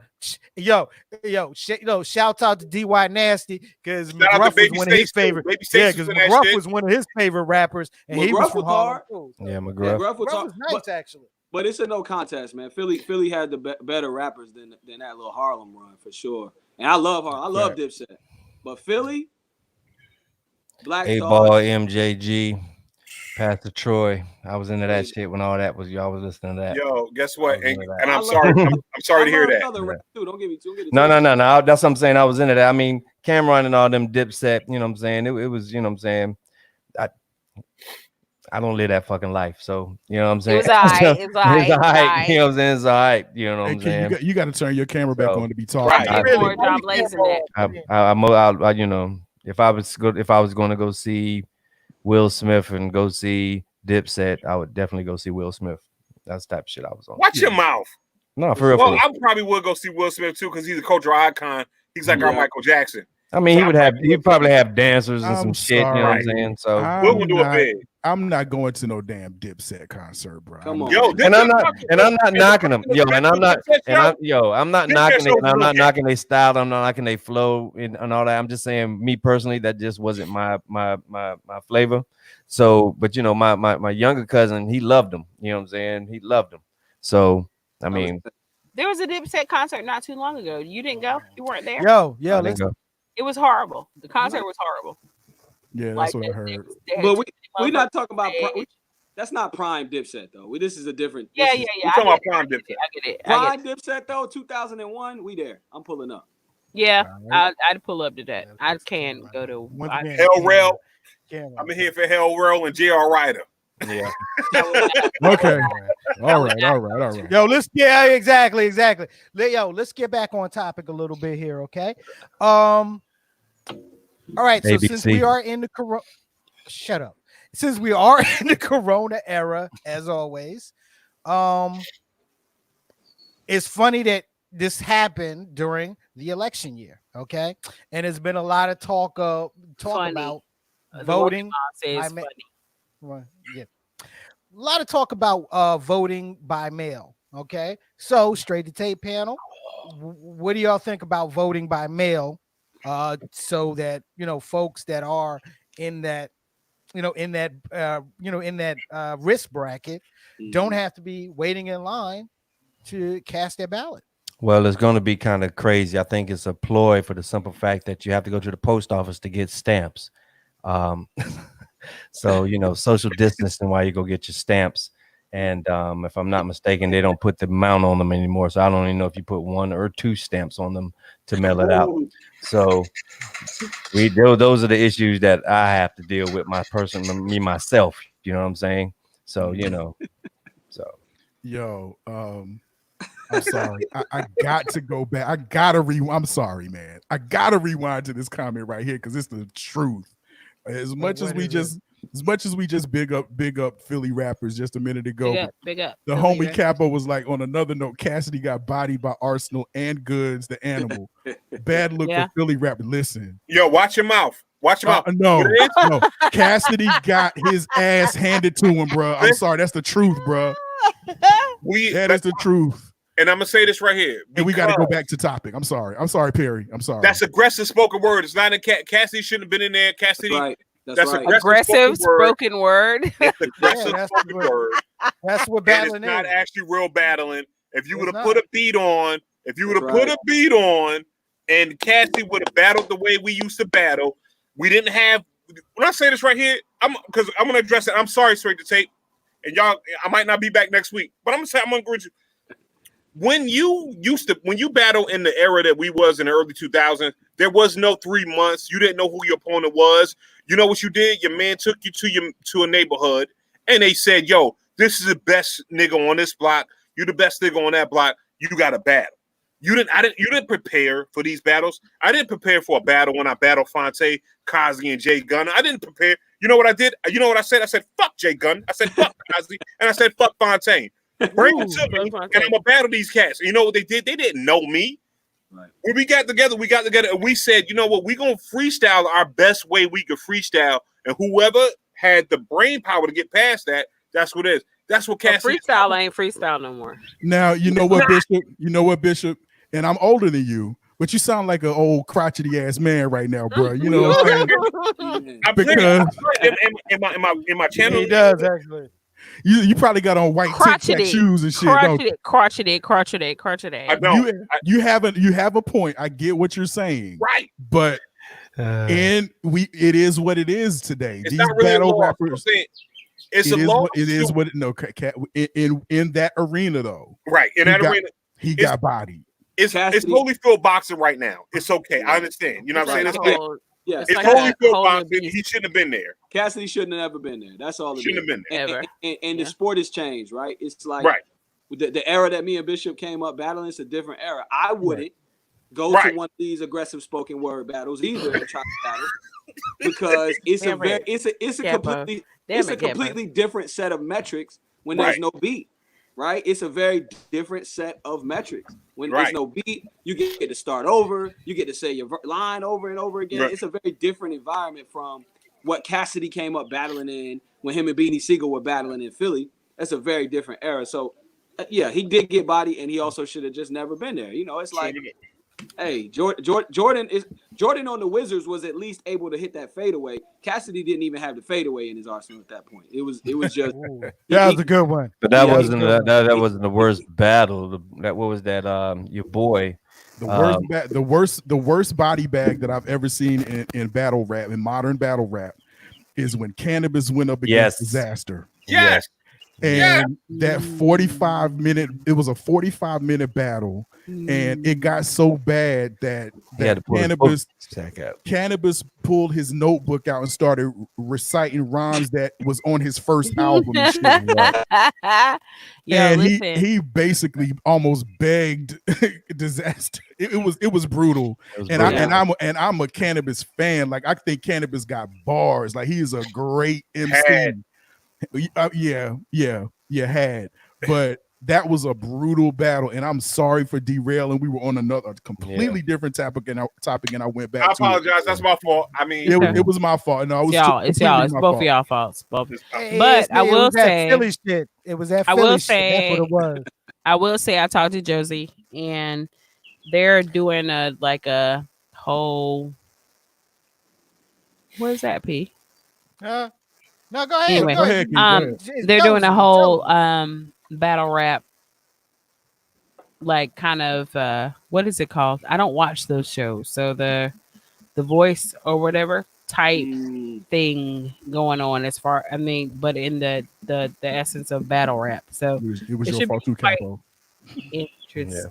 It should be quite interesting. All I know is, man. Battle rap is different now. Battle rap is so different now because after you finish battling, you have to go see your therapist. For real, shit is fucking crazy, yo. Like if you ain't got no tough skin, man, them motherfuckers will talk about you. You talk about your fucking grandfather cutting his foot off because he has diabetes and your grandma got lupus. Or some shit. They'll talk about what I'm saying? They will take that shit and especially with social media and people posting shit, man. Like if you ain't got no tough skin, man, and cats is coming straight at your jugular, bro. You know. Well, one thing he said is that they won't have the time to prepare, so they're like picking a bunch of artists and just putting them on the spot, so they don't have time to prepare. And that shows what you do research on their opponents. What I'm saying is right here. That shows a difference. You know what I'm saying? Even without a beat and anything like that. It's like this. What I'm saying is right, because if you're a dope MC, it's like this. you can win a battle off of freestyling off of what the person has on. You know what I'm saying? It's like this because when I think I told the story, well, on Intelligent Reaction about my man Covalent. He jumped in or whatever, and they was like, "Yo, your topic is white on white crime." And the person he had a whole Wu Wear jacket on, had the whole Wu Wear outfit on with Timberlands. Covalent's final line. And this is when I think this was one when we went to the oh man, my allergies. We went to the Put a mask on, B. Yeah, I knew. Nah. It's like, yo, the wind is blowing. I got flowers in front of me. It's crazy. I was going to say, it sounded like you snorted a gnat just then, bro. I'm sorry, it's crazy. I didn't take my ear check. But listen, so at the end of the day, Covalent, they was like, yo, your topic is white on white crime. And it was him against the, and his last line was like, yo, the reason why white on white crime is getting bigger because you're a white boy, but you're trying to be it, and laid the mic down and walked off stage. When I say this right here, you can only do that if you can freestyle. That's right. That shit, you know what I'm saying? That's what, 20 years ago? That sticks in cats' minds. Like, yo, you are probably one of the best, you know what I mean, mentally. So when you come up and you don't have to, yes, battle rap is hilarious right now. I love what they're doing. That shit is something crazy. But it says something to you as an MC that says, like, yo, when you can think off the top of your dome and you can put that out there and you can put that on beat and that can ride the beat and that bar fits, that says something about your intellect. Yeah, so, it's a different skill set. Yeah, it is. And I gotta apologize to everybody. I gotta apologize to my panel mates. Have to apologize to everybody in the comments and everybody watching live. You did it. I completely derailed that conversation about you sure did. voting by mail to the point where let's talk about it because the P did not change the banner. He's sticking to our outline for today. and Perry, I commend you as the show moderator for sticking to your guns, sir, and staying with the. And y'all gotta blame it.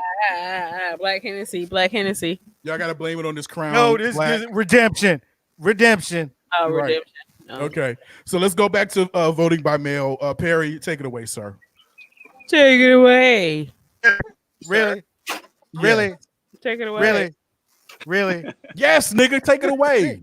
Shit. All right. Well, like I said, panel. So what do you feel about voting by mail? I don't trust it. Can't trust it. Couple things. Oh no.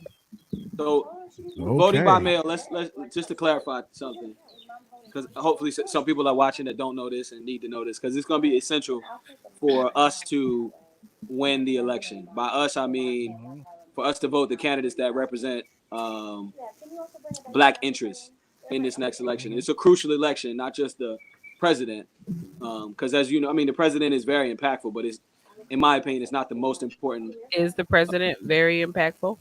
The president, who the president of the United States is, no, our current president is not impactful. Well, yes, it is in a negative way.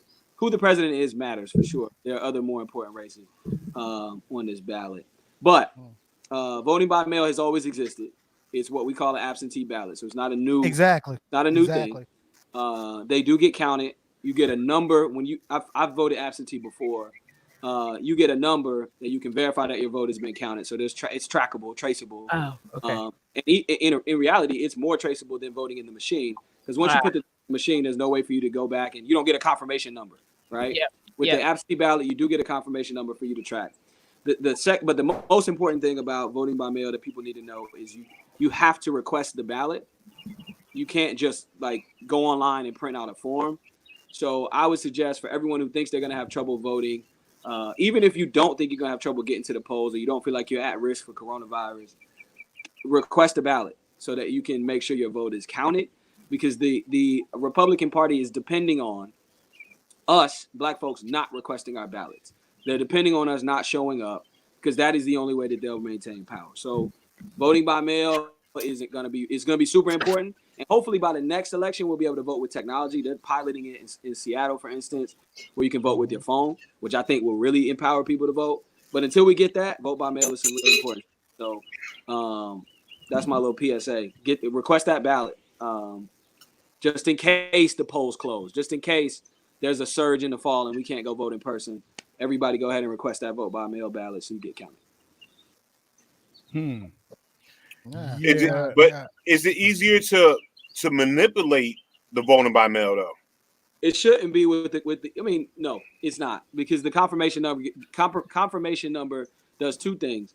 When you vote by mail, you also have the ability to make a copy of your ballot, which you also can't do when you vote in person. It's actually illegal for you to take a picture of a voted ballot at the polls. Like you check your boxes and post it on Instagram. That's illegal.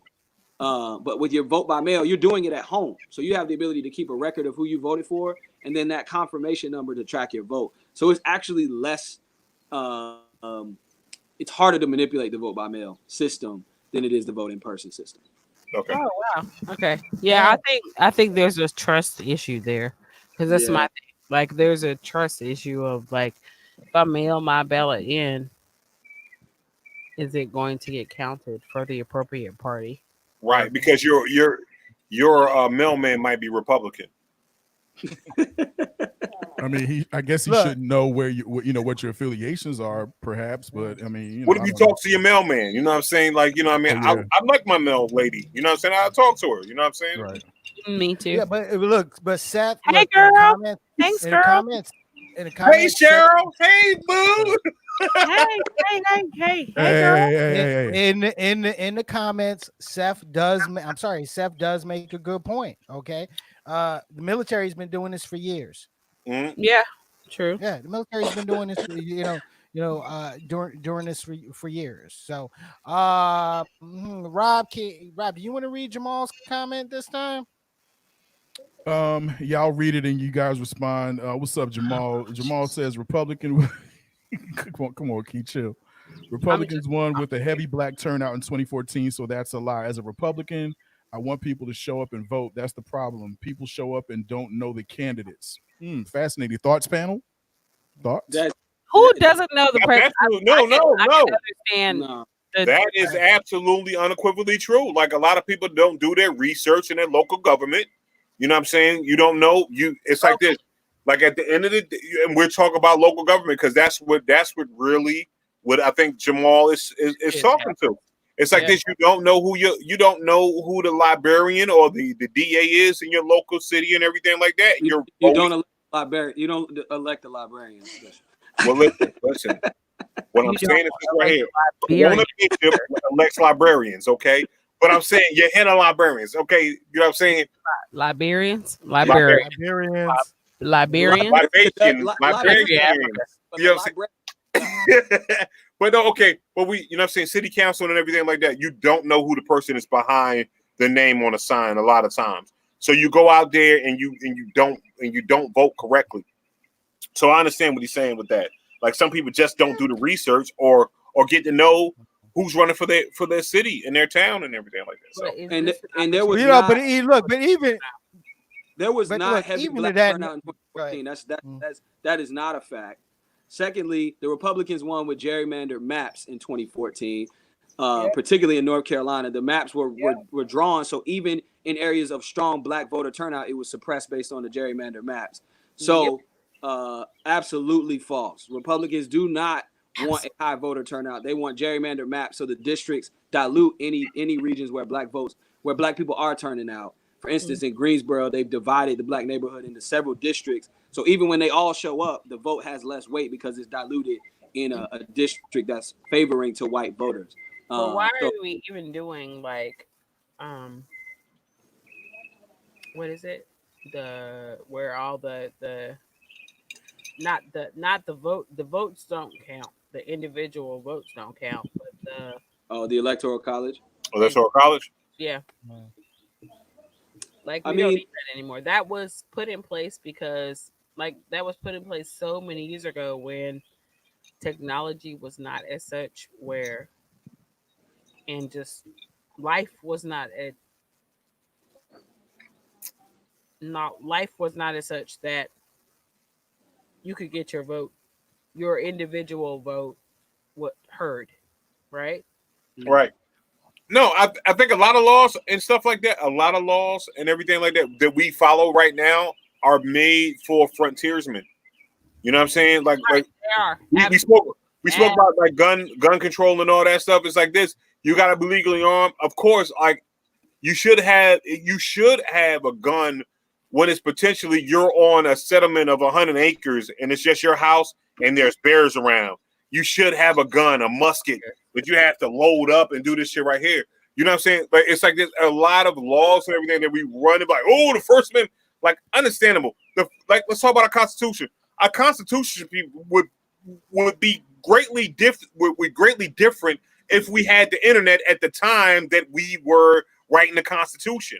You know what I'm saying? Like our Constitution would be a little bit different if the Constitution was written in 2012 versus 1824. Let's talk about it. Like, I mean, the math is off on that. The year is off, but you have to think about where the mindset of people were and what we in the information that we can get.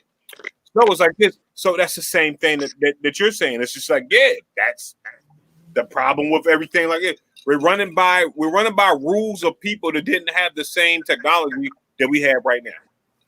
And actually, Bishop, just to go back to a point that you were making and Jamal was making in the comments. Look, right now it's hard for me to go to the excuse of not knowing who you're voting for. Okay, people, it's time to do your research. Okay, the presidential election is important. Okay, however, everything down ballot is important as well. Do your research and know who the fuck you're voting for. Period. Okay, know if they stand for what you stand for. Know what they don't stand for. Okay, I mean it's the only I mean there's no excuse to not knowing who you're voting for and what they stand on. Period. I mean, there's no excuse. I mean, except for being lazy. Look, fuck that being lazy shit for real. Okay, that's just me. That's right, because I'm still voting for Jesse Helms. Shut up. King of the people. Go Jesse. All right. So look, we're gonna move off of voting by mail. Okay, and we have a guest in the house, ladies and gentlemen. Oh. If you didn't already notice, we are joined by Joshua Gunn. All right. So sometimes when we have guests on, especially when they're guests that have great opinions, I definitely want to know things like what's going on with them. Okay. So Josh, man, look, I hope you don't mind me putting you on the spot, bro. But I mean, I do have some questions I gotta ask you. Okay, let's go. You don't mind? Yeah. You don't mind if I ask him some questions? Nah, I just make sure like ask him how his OnlyFans page is doing. We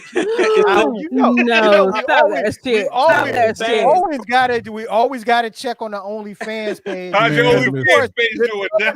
On this panel that should have his own. We know who he is. Look, my OnlyFans link is in the comments. Check for it. Yo, I'm blocking everybody that sends me a link to their OnlyFans page. Don't do that. I'm blocking everybody. I mean, some of them are free, friend.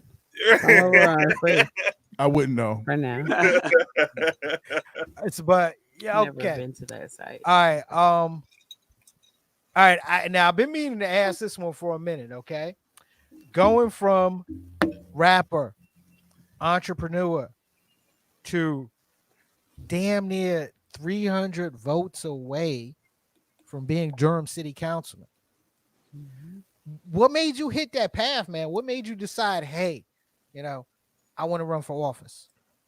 Yeah, man. So keeping it a buck, I'll say I decided, but I was encouraged by a lot of people to do it, okay. Right? And sort of asked to run. I think there's been for a while a general sentiment that while Durham has grown rapidly since I was a kid, right? And a lot of that growth has been because a lot of people moved here from other places, right? And which that's beautiful, right? It's beautiful that we are growing and expanding, and we got people from all over the world living in Durham now. But with that shift, the voices of folks that have been here a long time, people who are from the community, who really, have invested and, raised their families here, those voices became less powerful, right? Less influential, less heard in general. I mean, all respects to the people on city council, but we don't have anybody there that was born and raised in Durham, right? We have no one on that council who, we have very few people on that council who know what Durham was like in the 80s or the 90s, you know what I mean? Who have that cultural context for what where this city has come from. And who also, and that's not a knock on anybody, they accuse me in my campaign of being a nativist, saying that because I was born here, that gives me, I'm more valuable than people that but aren't. You are a nativist. So how's that an accusation? No, what they meant was not that I'm a native, but that I think I'm better than people because I was born here, right? But And that's not the statement I'm trying to make, though. You know what I mean? The point I was making is that the voices of people who have bled and lived and fought for this city are equally as valuable as the people who are new and have sort of arrived here to enjoy the fruits of the labor of previous generations. Right. So a part of that conversation, people like, man, we need some new leaders.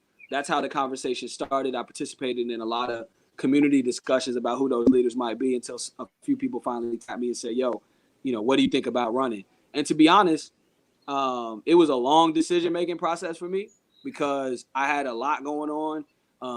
In fact, my son was 2 weeks old when I got it was a day that some community members had prepared to call me, and like every 30 minutes, a different person who I respected would call and say, yo, bro, what do you think about, we really want you to run. We think you'd be a great candidate. And I'm sitting here looking at my 2-week-old son. You know what I mean? Like, I'm just getting to know this guy. My wife had a really scary childbirth. Like, all of these thoughts are in my mind. Like, I don't know if running for office is the right thing to do right now. Hold on, AJ Gunn, man. Hold tight. Yeah, go ahead and address it. Go ahead and address it because I've been staring at it the whole time. Look, we talk about no. I'm sorry, Jay. I'm sorry. Look, if you can't take something that you disagree with, you can unfriend the page, get the fuck out of here. Okay, later.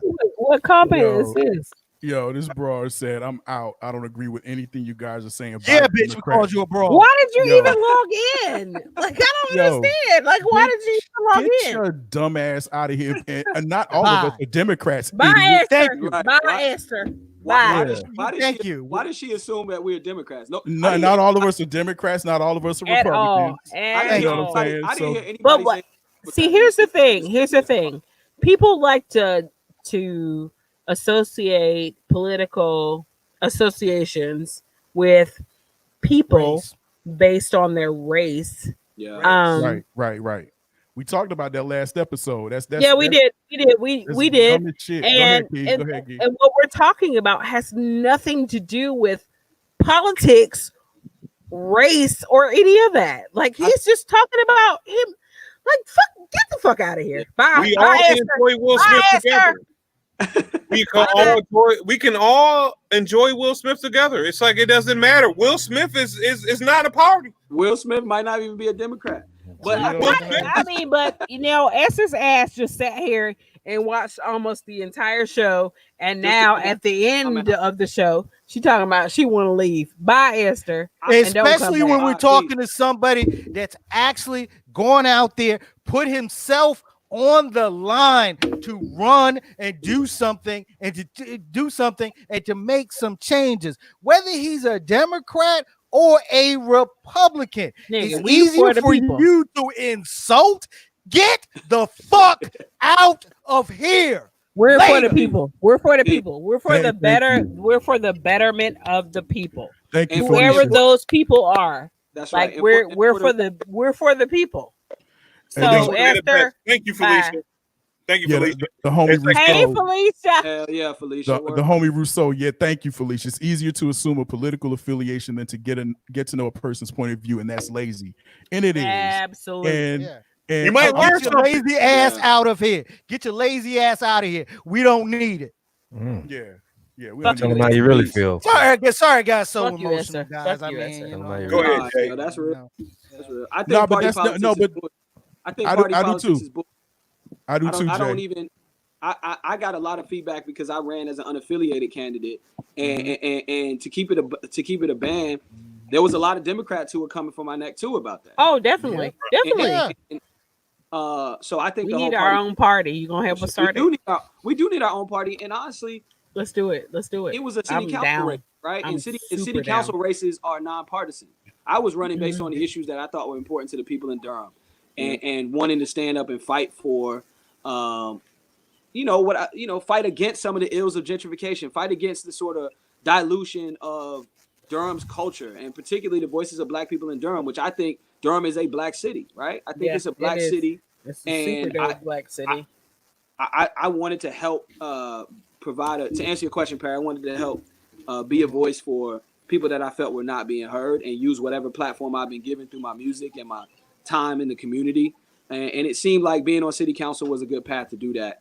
And after some heavy convincing and some talks with my wife and praying and, all of that, I came to the Obama answer: if not now, when? And if not me, then who? You know what I mean? So let's give this a shot. And I'm really proud of what we accomplished. But also, to keep it a band, it was hella sacrifice, man. Sacrifice for my music career, for my business ventures, but mainly sacrifice for my family, man. Like my son was 2 weeks old when I started, and by the time I was done with that campaign, he was crawling. You know what I mean? And getting off, right? And I missed. Yeah. I missed most of that time because you have to make a decision, right? Even a little local government joint is time consuming, man. I would wake up every morning 6 a.m. and maybe get home by 11 or midnight every day. So my son would sleep. I see him before I would leave before he wakes up, home after he went to sleep, and I would see him, kiss him on the forehead. But I really didn't even know my kid. You know what I mean? Like that's the level of sacrifice it is. So I'm grateful for COVID because now I'm home all the time. He know you. Silver lining. How's his credit score though? What I'm saying is this right now. You know the hell out your daddy right now. I feel like his credit score is better than yours. I don't know. I ain't used his name on the light bill yet. I'm loving to see a lot of hip hop, heads getting into politics, you know what I'm saying? Lords of the Underground, Do It All, you know what I'm saying? Scarface after Scarface, you know what I'm saying? Jay yourself, you know what I'm saying? That lets you know that hip hop is way, hip hop was the music, but the culture in itself, you know what I'm saying? We got to realize that we're a part of that culture. You know what I'm saying? We tend to forget that we are part of that culture. You know what I'm saying? Everything that Africa Bambaataa tried to, you know what I'm saying, instill in us that, you know what I'm saying, we're the future and we need to, you know what I'm saying, look out, you know what I'm saying, for ourselves in the future. And, I just love it, man. I applaud you, man, for, doing your thing, man, for doing your thing. Thank you, man. I'm glad you mentioned Scarface too, because Face actually was a little bit of an influence on me in terms of me feeling like it was cool for me to run. So, little known story. You have the ear of the people. Like there's not like if you have it in you, it's gonna come out. But little known story. So about 5 years ago, I got a chance to go out to Houston and work with Face on a TV project that he was doing, and actually like create music with him, get to know him. It was a show called Face the Music that BET was piloting with Scarface, and it was going to be kind of like, what's Scarface doing now? What new artists is he working with? And I was a part of that project with Face. It ended up not happening because Face and BET, I guess, couldn't work out a deal that was favorable for both of them. So the show never happened, but Face and I kept in touch. And, around the time when I'm making my decision to run for council, I get a little flyer on my thing that says Face is running for city council in Houston. And so I reached out to EP, who was his manager, and got Face's new phone number and had a brief conversation with him. And he made me feel like it was the coolest thing in the world because, hip hop is so like. It is the coolest thing in the world. Like we're not using this power that we have over culture to move culture. Like we're not. It's just an ambient moving, right? But I also felt like it was gonna be people like, oh shit, look at what the fuck is Gunn doing? You know what I'm saying? Like, get Gunn the fuck out of here. Can I say this right here? And I got a little bit of, you're a politician now. And seeing Face do what he did and getting his sort of stamp was helpful for me to like, all right, you know what? Fuck what these people saying. Rappers should be the voice of the people. And if if a legend, they are though. They are. Yeah, man. So that face. Thanks for mentioning Face, Tico. He was definitely. Most definitely, man. I would like to say this right here because what people don't really understand in Durham, we not only had Jay running for city council, we also had Pierce Freelon running for mayor. Yeah. You know what I'm saying? Right.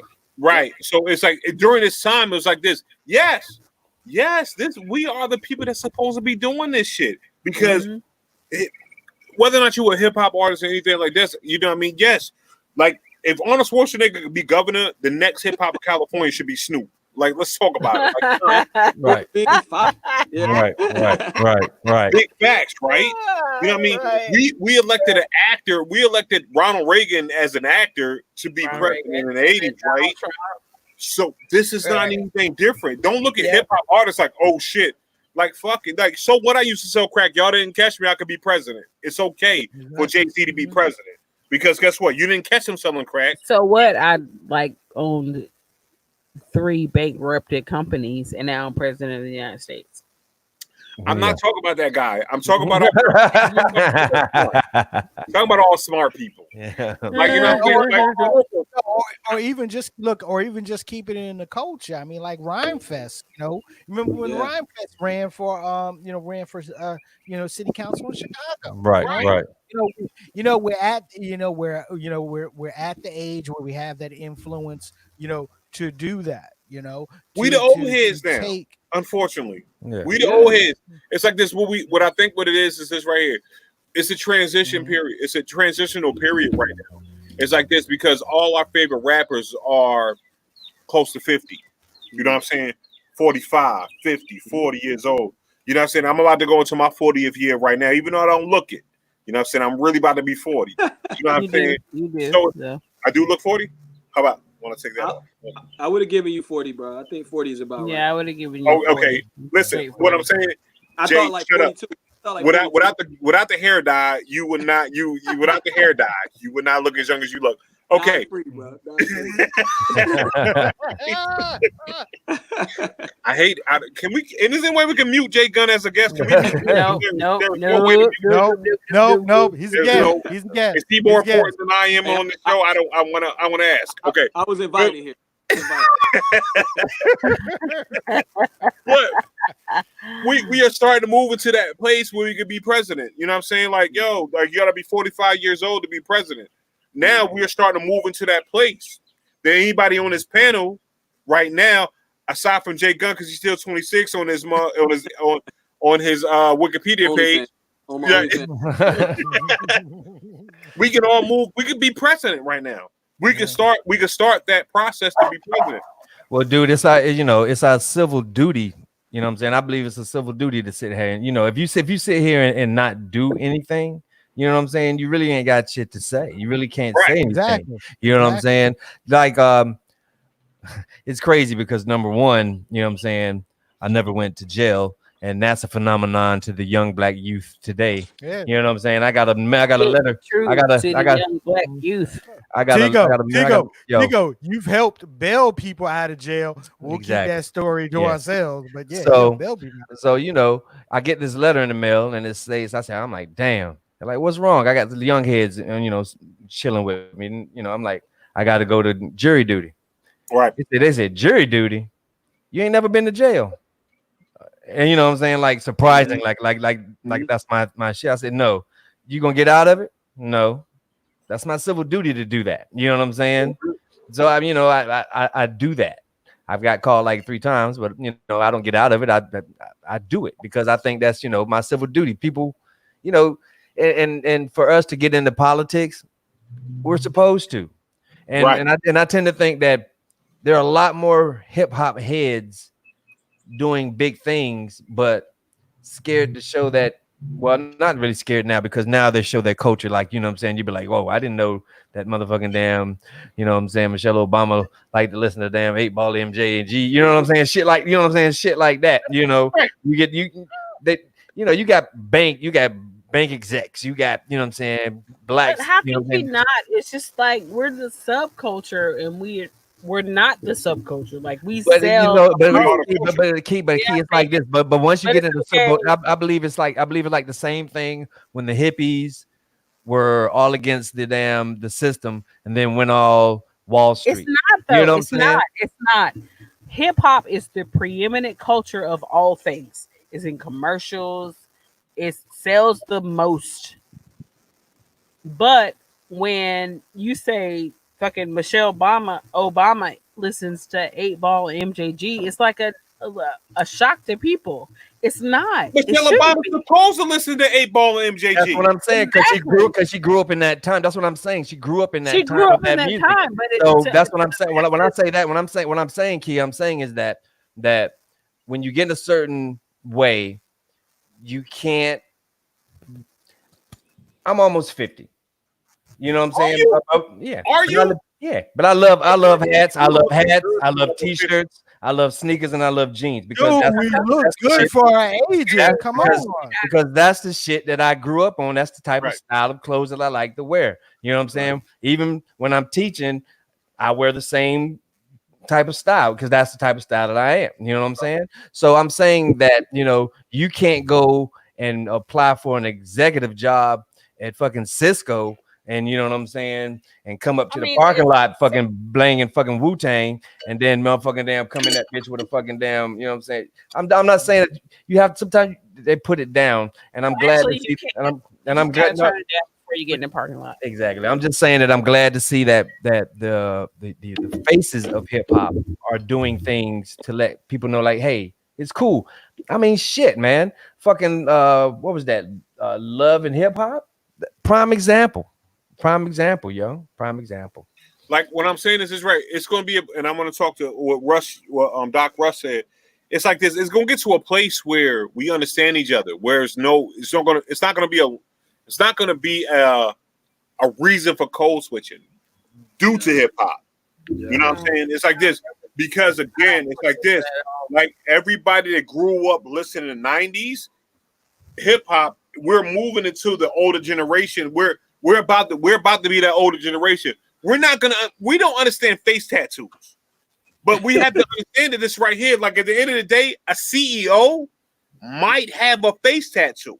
Yeah, you know what I'm saying. We gotta understand that. Right, our CEO might have colorful dreads. We have to understand this right. It's not the outward appearance that they're showing to us, and it's like this. And what I had to do. As a person, I had to bring myself back because I remember when having tattoos you couldn't have tattoos down here and shit because you lost their fucking minds. You understand me? You're never gonna get a job. You're never gonna get a job. I'm like this. Like now, what I'm looking at these young kids, 17 years old, 19 years old. You know what I'm saying? I'm like this. This person could run Cisco at one point with a fucking face tattoo of a flower on his face. It's okay. Right. Because that does not do, that doesn't, like, business going forward doesn't have to wear a suit. You know what I'm saying? It's like we don't have to wear suits to be professional, especially now that you're working from home. Because people said, "Oh shit, the reason why you have to dress business casual to come to your call center is because you feel more business like I'm wearing my pajamas." A lot of days I answer the phones with no fucking pants on, okay? And I'm still the same person that you talk to on the phone that can help you get through your IT, you know what I'm saying, your IT problem. So it's like this. When I'm calling this right here, now it is bullshit. A lot of stuff that we're understanding that the baby boomers and stuff that put in front of us is bullshit. And I blame the baby boomers because what they did was this right here. They came in and they could get a $50,000 job out of high school. But then you say, and now you have to have a college degree. No. If y'all made $80,000 with a high school diploma, when I was born in 1980, I should be able to have that same opportunity. That's all I'm saying. You know what I'm saying? Hey, let me take it off of the political questions, and I gotta ask J Gunn this, okay? Dude, 13 years old battling Fonte. Yo, take us back. No, he didn't battle. He lost to Fonte like 17. It was crazy. It was bad. It was crazy. Were you at Either way, take us back to that, man. The first time I battled Fonte, I think I was like 14, 15 maybe. But anyway, young as hell. My parents dropped me off. We were at the Armory downtown. And I had never heard of Fonte before. This was like early. I don't even think they were little brother at the time. But was this the Duel of the Iron Mikes, Bishop? It was. Duel of the Iron Mikes was at Cat's Cradle. That's where y'all battled Cat's Cradle. Nah, we didn't battle at the Cradle. Me and Tay battled at the Army. I battled. The first battle at the Cradle was Thai Food Days. That's when. Oh, that's right. That's right. We was around. Lovejoy and them. Right. Fonte was a couple years later. It was a Battle of Champions. That was when you and Fonte battle, right? Because Tay won one of the. It was like we all was like the winners of the Duel of Iron Mikes all put together. And so I had never heard of Fonte, but I come into the spot and it's this dude. I think he had on like some velvet Durangos. You remember the Durango boots? I don't do that about that. And this is all true. And a mock neck. And you remember when cats used to wear the mock neck sweaters? Yes. Yep. All true facts. So I see this dude. He's dancing. I don't know if you ever like seen Tay dance, but he's like, it's a rap battle, bro. He's on the floor hitting like straight James Brown, like, and I'm maybe 14 or something. And I'm like, yo, who the fuck is this dude, bro? Like, this dude dancing, doing spin moves and shit. And Sam's was like, nah, man, that's Fonte, man. We think he's gonna be it's gonna be you and him in the finals today, right? And I'm like, man, hell nah. But I'm like, let me go speak to him. They're like, yeah, y'all need to meet. So I go speak to Tay, and I'm like, yeah, what's up, man? I'm J Gunn. He was like, oh yeah, I heard of you, man. I'm Fonte. He's like, yeah, looking forward to the competition. Friendly exchange, like before the basketball game, you dap up and get ready to go to war. And so he's like, yeah, what you up to now? And I was like, yeah, man, still doing my thing. And Terminator X was my manager. What's your manager? Yeah. Okay. Terminator X from Public Enemy. So I'm like, yeah, man, I just got a new manager, and I'm all hyped to talk about it. And it's like legendary guy, Terminator X, DJ from Public Enemy. And Fonte was like, yeah, what the fuck is he doing in North Carolina? And so I'm just casually he moved down here to get an ostrich farm. He started. I was going to say, were you about to mention the ostrich farm? Yeah. Okay. Yeah. So I said, yeah, man, he apparently doing really well with it, right? I'm like, yeah, he's doing his thing, making money off these ostriches. And Tay was like, yeah, that's what's up, man. That's dope, man. And just moved, it was all cool. So we get into the battle. I think we went maybe 3 or 4 extra rounds, right? Because we were both getting at each other, and it was super competitive. The judges couldn't pick a winner. So we get to the final round. I'm like, we both kind of out of bars at this point, right? I mean, it's like you playing for 2 rounds, you go 6 rounds, you're like, fuck, bro. Like we just doing our best to talk. I'm talking about his Durangos, and he's talking about whatever, But then he hit me with this line, and he was like, it was the first line in his last verse. And I don't remember what he led up to it, but he rhymed it with preposterous, right? He's like, you fucking, your young ass rapping is preposterous. Why don't you go home to Terminator X and the fucking ostriches? And I didn't know the rest of the people knew that Terminator X had an ostrich farm. I thought this was news. Yeah. But the whole audience was like, oh. And for me, that's the first time I ever lost like a battle, like ever lost an official battle. And so I'm like, the feeling of like, what the fuck? And then I felt like an idiot because I gave him that bar, right? I gave him ammunition. Like Bishop was saying earlier, in the old days, you didn't know the cats you were battling, so there was no social media to go look up and find out shit about them. Rule number 1: never give your opponent any ammunition. You know what I'm saying? Right. Can I say this right here? Because what Jay used to do was this right here was very smart. Jay used to come up with he would come out with a hoodie on, black hoodie, jeans on, maybe some Jordans, whatever. The sneakers was fresh enough that you couldn't talk shit about it, right? Yep. And also, when I say this right here, Jay used to set motherfuckers up too.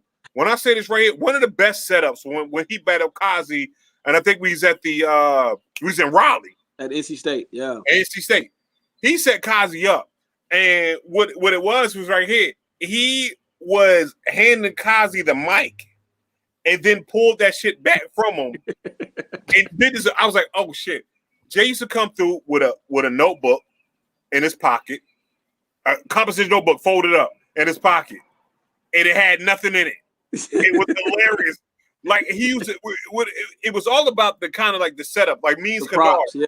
Remember when Means used to sit? We used to battle Means it would be one of those situations where he would sit Indian style while you were rapping at him. Yeah.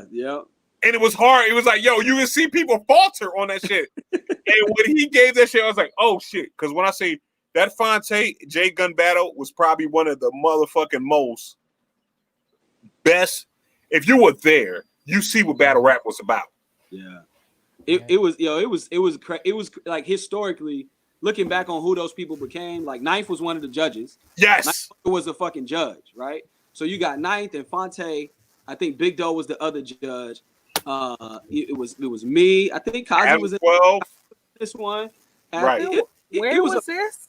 And it was when was this? The Durham in like 299, maybe 2000. Durham Armory. Yeah. I wasn't there. Yeah, and but just Josie was there, I believe. Just like the cats that became so, like now we recognize as icons. Some of them global icons, others local legends. Right. Either way, that shit was epic, man. And even though I took an L on the ostrich line, it also kind of, for me as a young cat, it solidified me in a way. You know, it's like when Jordan lost to the Pistons. You know what I'm saying? They were like, yo, he made a fucking crazy showing. We know he's coming now. The icons, you know what I mean? So that shit. Well, let's talk about how J Gunn was a bully before that point. Nah, bro. Yo, Jay. When I say this right, Jay came out. His name was Baby Jay. Jay was like, yo, it was one of these situations. Like, yo, Jay looks just like himself without facial hair.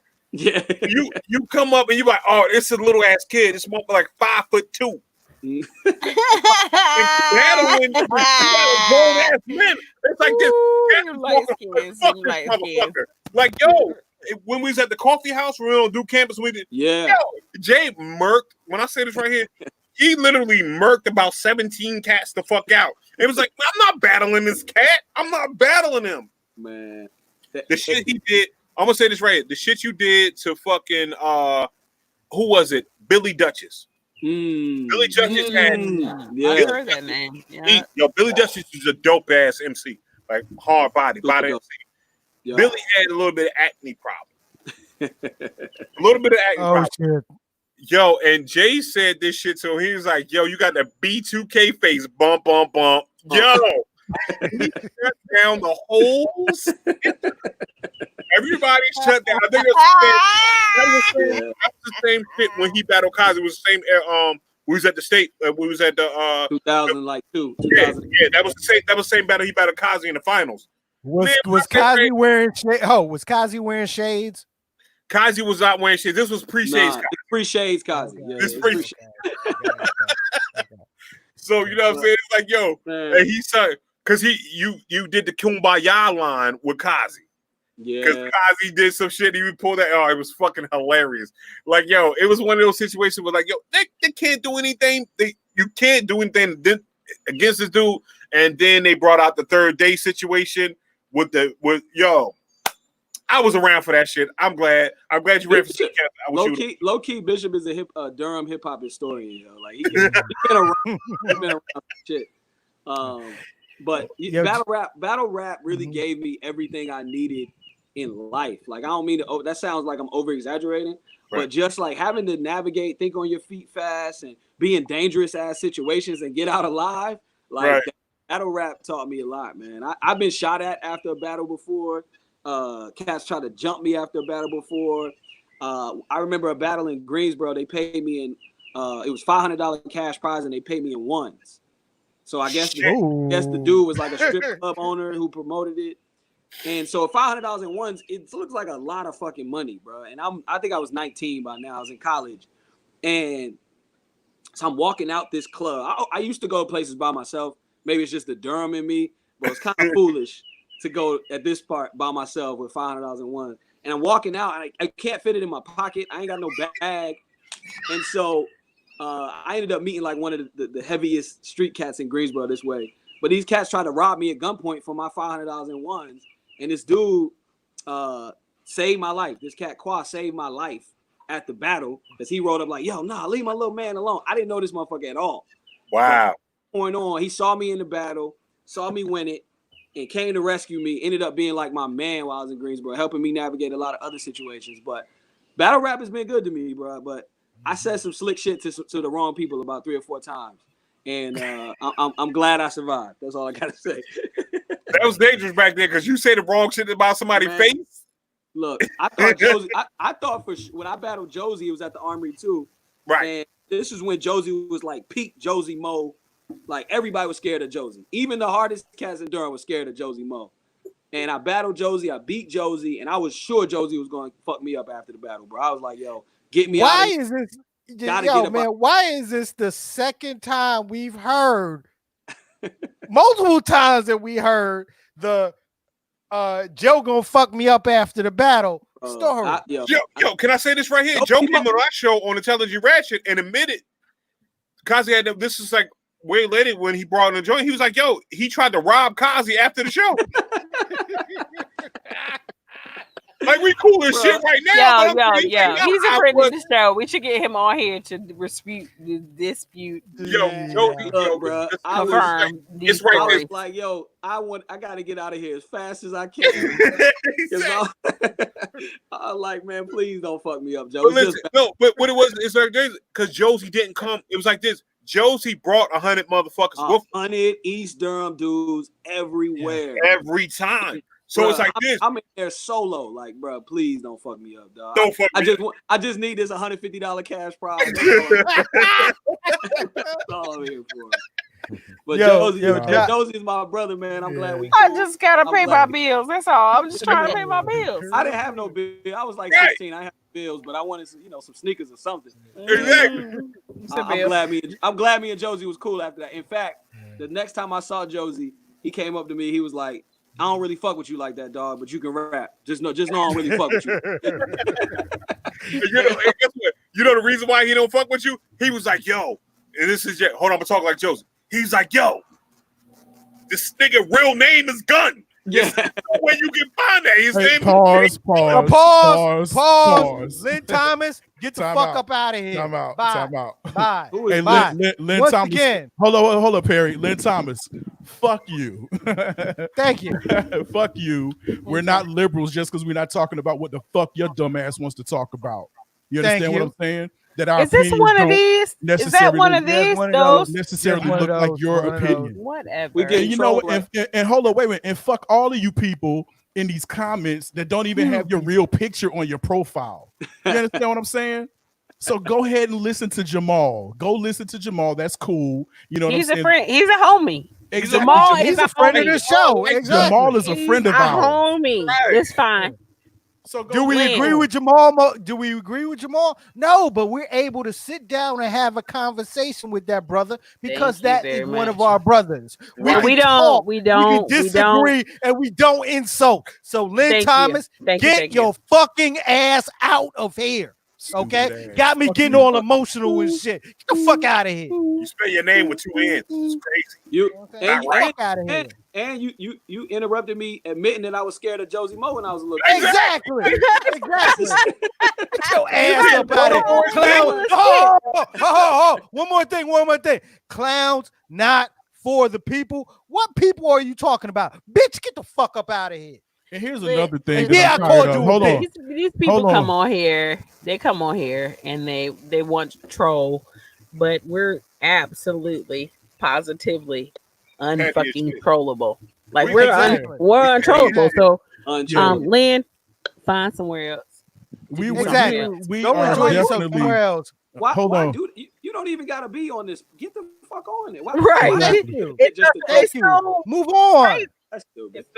You ain't even had to say nothing. All you could have done is just log your ass out. But did you? No, you had to announce your ass out of here. So guess what? We're gonna announce you out of here. Bye. Can I ask a question? Hold on. I want to say something real quick. He said unprofessional. Hold on. What the I was fuck getting ready to address that. Podcast supposed to look like?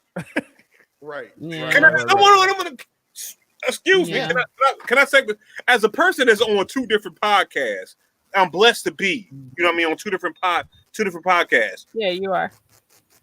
Yo, can I get on yours though? Sure, you sure can. We're gonna bring you on. I'm gonna invite you on. Finish your point, bro. Finish your point. I don't like Tico. Sorry. Selfish. But at the end of the day, what is a professional podcast?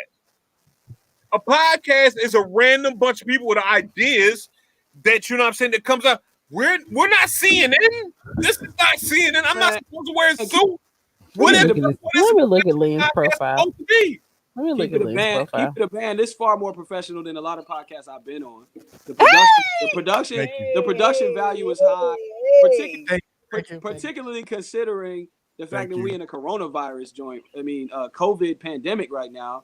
The production value is pretty good, which is how I got to it. Candace. Yo, this shit is solid. So get the fuck out. Jamal, one of your people's, homie. Get your people. Get your people.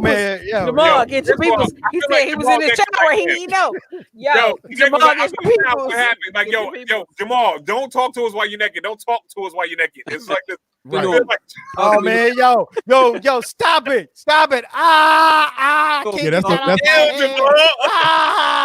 That's a violation, bro. Don't talk to us.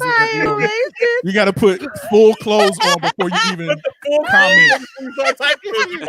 Before you even type comments, you got to have full clothes on, bro.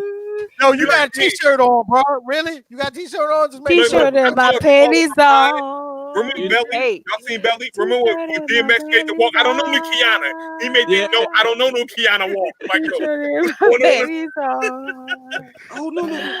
T-shirt and my panties on. Hey.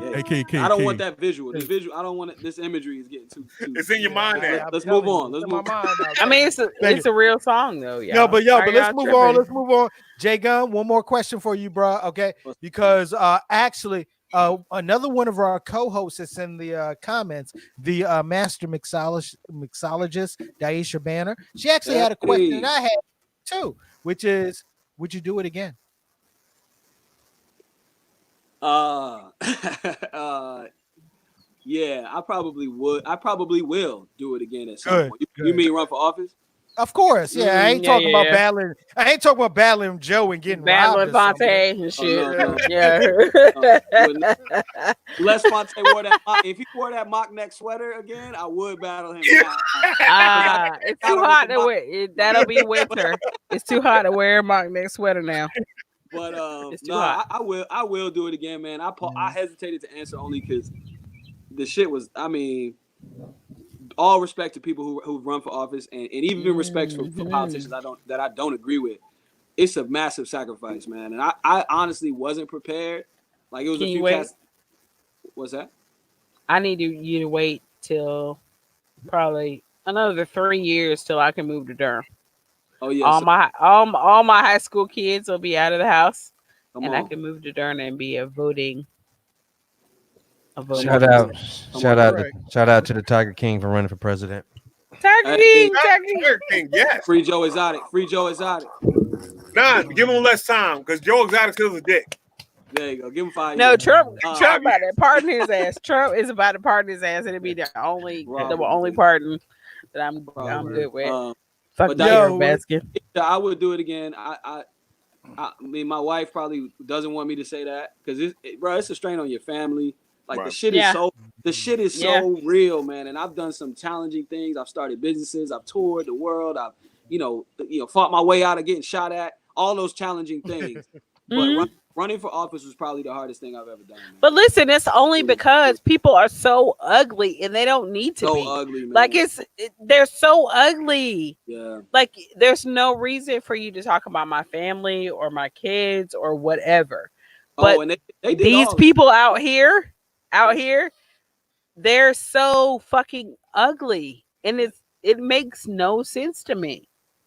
Yeah, and people make up stories and lies and rumors about you. I'm like, man, this just a local government race. Like, it's like, damn. I make a bunch of lies about J Gunn every time I get a chance. I just be out here like, yo, it's Bishop's fault. All the shit was Bishop. Like, J Gunn so gluten-free crack in 1999, and then I put that out there and just leave. You know what I'm saying? I put it in different groups. You shouldn't vote for J Gunn. He sold gluten-free crack. It's bad. Gluten-free. Gluten-free crack. That's gluten-free crack. Gluten-free crack. Gluten-free. Oh, they like it. Yeah, it's gluten-free. Jay, man, thank you for going through my questionings and shit. Look, definitely want to have you back. Okay. I would love to come back. Yo, man, we with it. Plus, man, we gotta talk. I gotta go over your lines with you about you playing me in the Straight to Tape movie. Okay, Look, man, so how much? What you paying? we'll talk about it, man. We'll talk about it. but bruh, you gotta stick around to the end of the show because what do we have next? Oh yeah. Yo, Tico. Yes. Do you have anything weird for us today? Matter of fact, I do. I do. You do. Okay. Ladies and gentlemen, Tico's Theater of the Weird. Weird. Well, it's weird to us, but probably not weird from where this is located in Kansas. A man wants to sword fight his ex-wife. That'd be awesome. Did you say sword fight his Yes. ex-wife? Yes. That'd be awesome. Me and Brian could just sword fight. They're having issues, you know what I'm saying, with child custody. And so he has challenged his wife to a duel.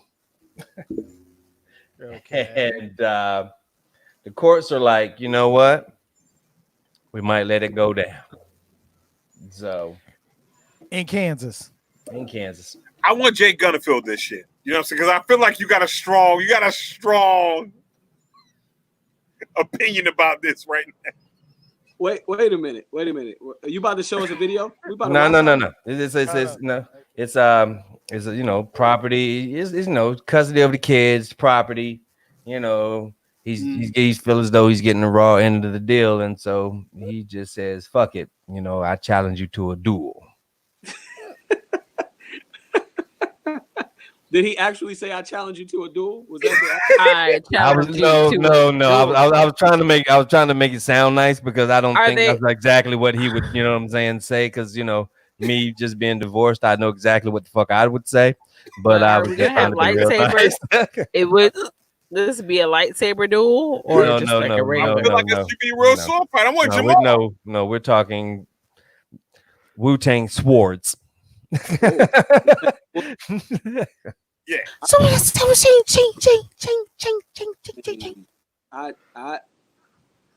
This shit is so. Did it happen already, or is it? Well, he asked the courts. No, he's asking the courts. He's asking the courts. You know what I'm saying? He'll give her what the fuck she wants. She just got to win in the sword fight. He just wants one request, and that's the fucking damn sword fight. But you gotta win it. Hey, Jay. Okay, Don't they fight to the death in the sword fight? Nah. To the best. I mean, to you. Well, it depends. I guess. Maybe he could make the challenge, and she could choose the weapons. She could probably say, "I would fence with you." Yeah. Right. You know what I'm saying? I'd fence with you. I'm down for a fencing match. I could get down. Support that. Yes, I was going to say the fencing is like three pokes. 3 pokes, game over. 3 pokes, you over. You know what I mean?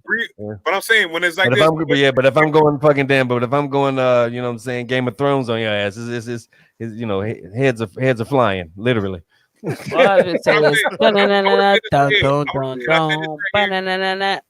3 pokes has gotten all of his kids. Everybody on this channel, the 3 pokes has gotten all of his kids. Yeah. Let me just put the head in. Yeah. All facts. Yeah, facts. Scientific facts. Scientific. The 3 kids have coming after the 3 pokes. This But is documented. I think that's a valid place. It's like this. Like, yo, if you walk into a situation and you, as a, you know what I'm saying, is you the man of the woman, and somebody wants to take your shit, a man of the woman, man or the woman, because I want to say it's right, because there's a lot of women that make more money than men, and it could be the reverse. You know what I'm saying? Like, I want an alimony and everything like that. Like, if you think of Britney Spears and Kevin Federline, if they would have had a sword fight, Britney would have won that shit, because Kevin had gotten fat during that time. He was out of shape. He couldn't do anything. Now Kevin Federline is a rich motherfucker because he just married the right chick. Got the bag. Yeah. He got the bag. Like, so I Oprah, think if you put in this statement, Oprah and Stedman, Oprah would have to fight Stedman on a sword fight, and if I could, and Oprah will probably pick the double-headed battle axe because it's softer than the regular sword. True that. True that. I'm voting for the fencing. I think that's nice and clean. Nice and clean, right? No, nice agreed. Nice and clean, right? I might have to run. I might have to run again. I don't want to go on the record and they say I'm advocating for damn bloody sword fights. So I'm down with the fencing. I'm down with the I'll advocate for you. Fencing is on my platform. Yeah. Straight on Game of Thrones. The crazy thing about it is like they was like, yo, this dude, his wife is like trying to say like, ex-wife is like, yo, he's insane. But no, there's psychiatrists that stepped up on his behalf and says, no, he's not insane. Right. Friend, what state is this in? So, Kansas. Kansas. Yeah. Motherfucker. Wild shit in Kansas.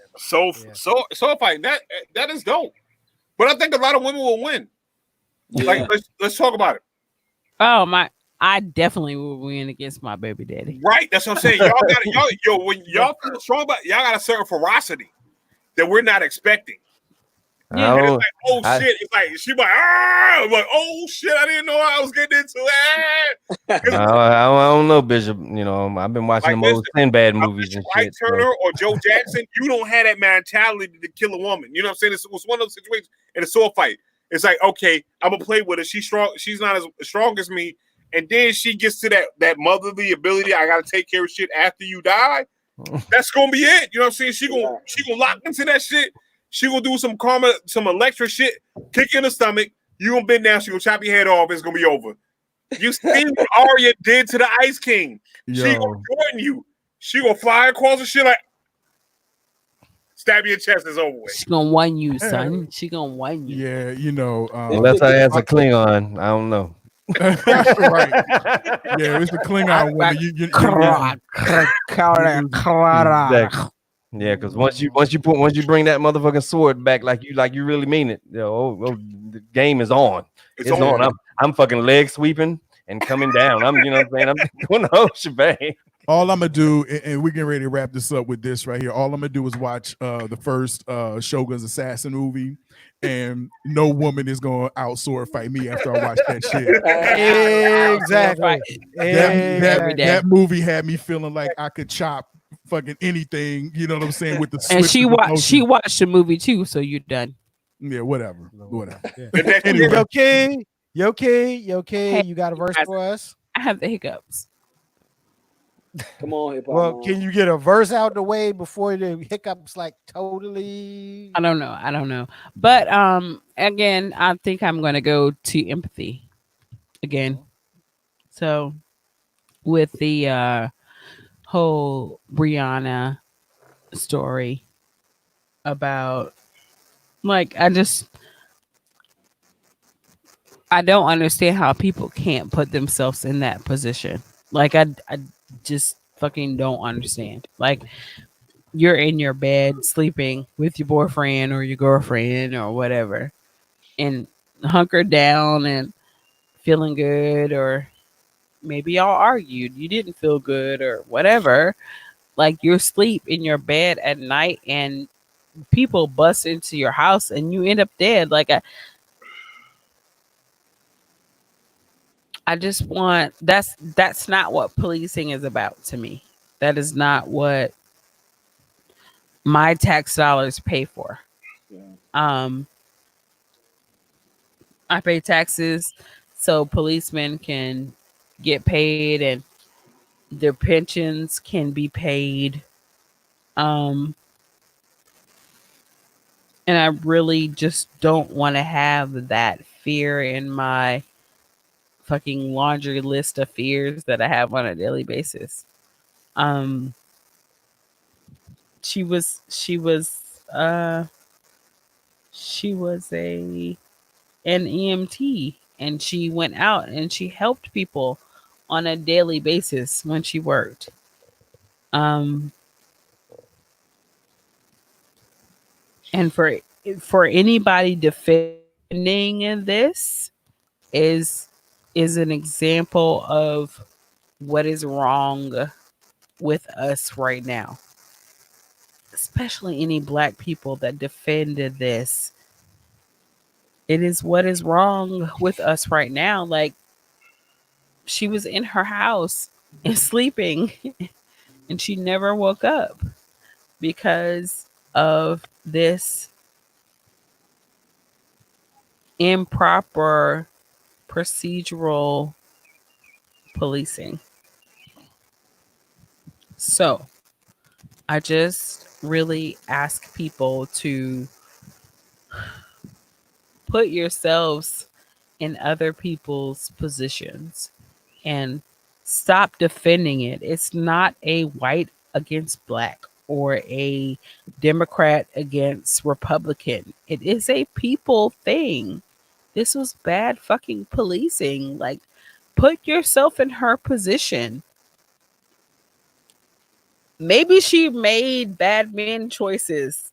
A lot of women do, but do they fucking deserve to die over that shit? Like, that shit's crazy. And he's not even like, whatever. But I really want people to look up the definition of empathy and ingest it and practice it. Like, for real. This world would be a whole different place if people actually understand what empathy means and practice empathy on a daily basis. That's it. This is like week 4, right? Of me doing empathy. Yeah. Like, it's so important. Like, I can't fathom being in bed. I ain't got no boyfriend, but I can't fathom being in bed with my boyfriend and the cops knocking the door down at 2 or 3 in the morning and me not reacting because I'm about to do, Rob, what you asked me to do. So I can't like, I can't.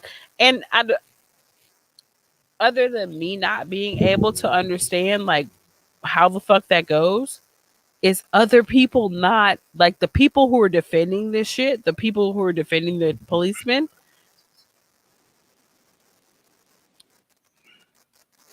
I can't understand how they do that. And sometimes we make mistakes.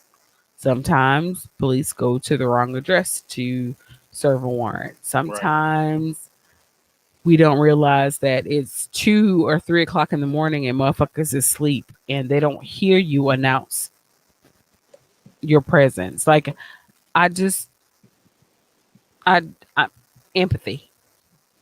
So empathy. Put yourselves in her position or his position and think about how you would have tried to protect your family and your home given the same circumstance. Even if you had committed a crime however long ago, or even if you had committed a crime and you were allowed to go home under law. Like, I just, empathy, y'all. Like, for real.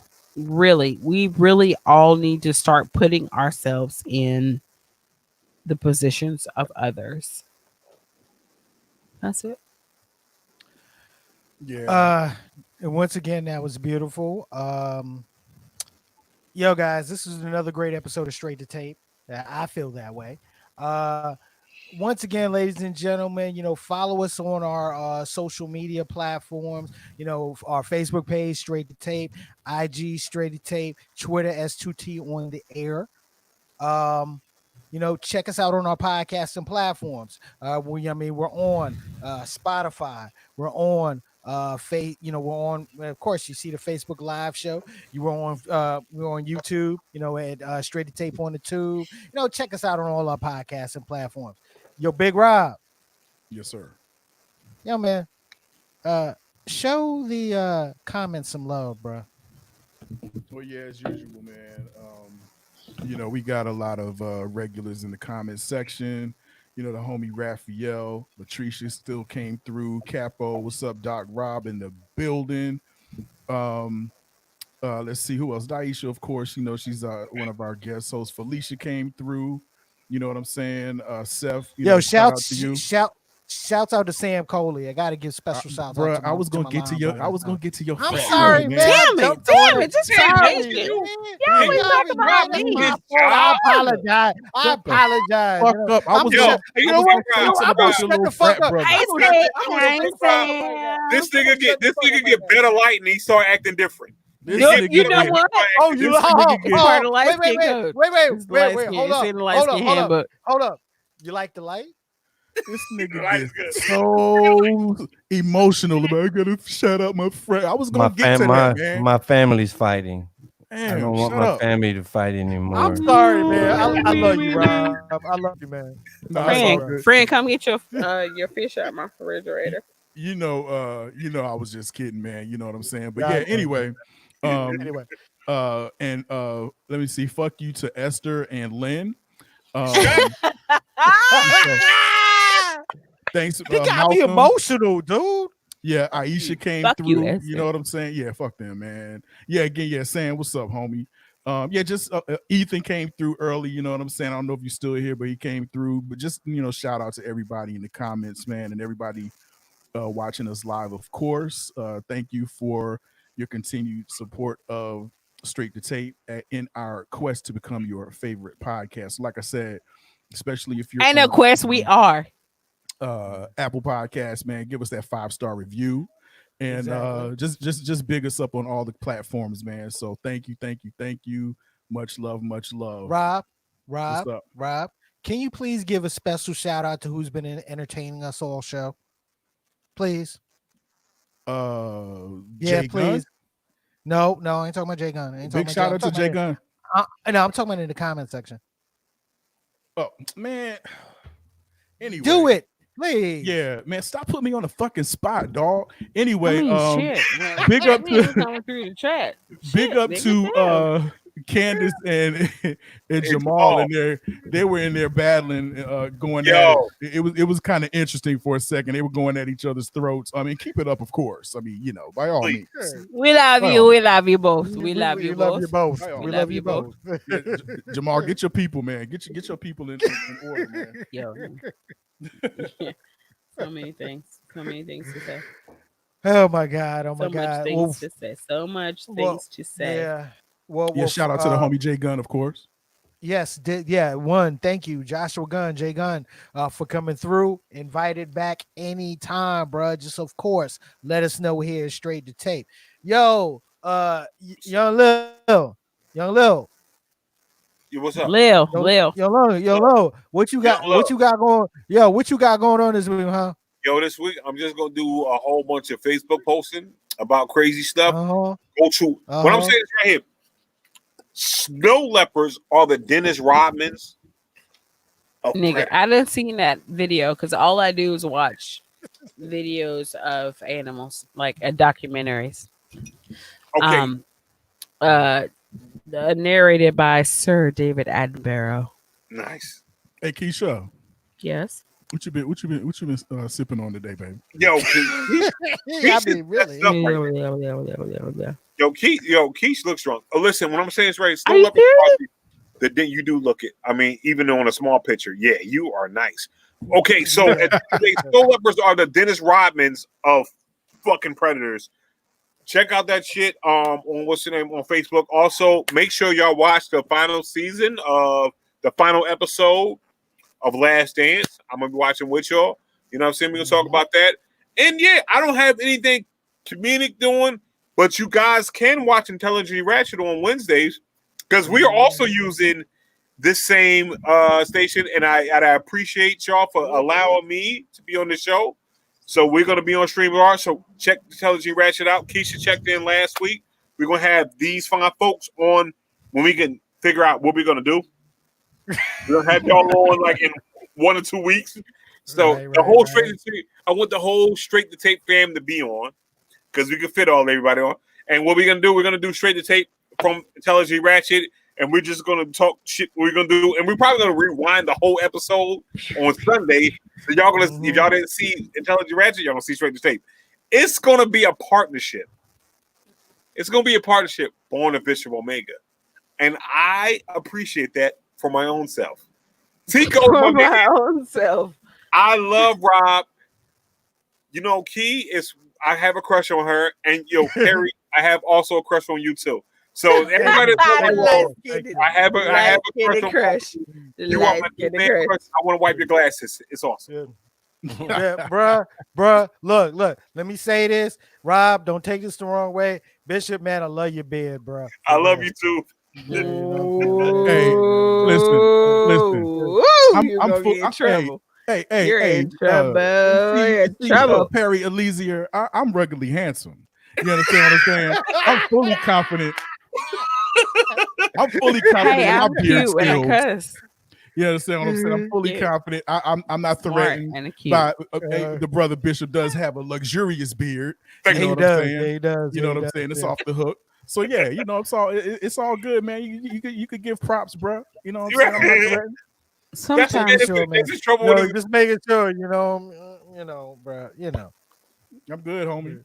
All right, cool. Well, ladies and gentlemen, for Capo, the comedian Tico. Okay. Where's the lie, though? Where's the lie? That's like every week, though. Yeah, I don't even understand why I'm being called out today. No, it ain't. Well, some more than other today, baby. You fucked up today. But baby, look. Also, at the same time, congratulations. Oh yeah, no doubt. Right, I've been momming all day. Look, y'all. Yeah. Mom rocks. Yes, she does. She does. I had my son's seen his cap and gown picture. Summa cum laude today. Out this motherfucker. Magna cum laude. That's what's up. And I didn't cry. So my cry is this. We're proud. Yeah. All right. You've been crying a lot during the show. But I feel like I raised them. I'm like the bad uncle. Yeah. Terrible fucking uncle. Shut up. So for the comedian Tico de Gallo. Yo, what did the elephant say to John Henry? What'd he say? How you breathe out that thing? Hey! Yeah, the first lady of S2T, the quintessential hip hop mom, Keisha with a Y. I'm cute. I'm smart, and I cuss. And drink. And drink. You drink quite literally sometimes. Every now and then. I hate all of you. 1, 2, 3, 4. I hate you. And of course, our social media assassin, Mr. Big Rob Stud. Yeah, I like you know what I'm saying, grown women with full sweaters. You understand what I'm saying? And pretty feet. Wait, hold on. Oh, no. Full sweaters? What it look? Full sweaters. I need an explanation. It's the crown black, y'all. It's the crown black. Full sweater, like really? That's what you like, though? Huh? Full. Never mind. Let's move on. Full sweaters. I agree. And of course, I'm not touching that one. I'm not touching with that one, but he is. Look, it's your man C. Perry Elysia II. Look, as always, ladies and gentlemen, let's get active. Make sure you checking out Intelligently Ratchet on Wednesday night. And we'll see you. Yes, we'll see you next week. We out. Peace. P, when you say keep it active, do you mean like active Sheen? Or you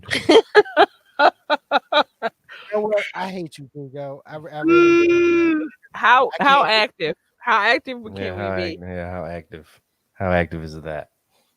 Very active, man. Whatever you do, whatever you decide to do it to the best of your abilities and do it all out. Later, y'all. I got a question.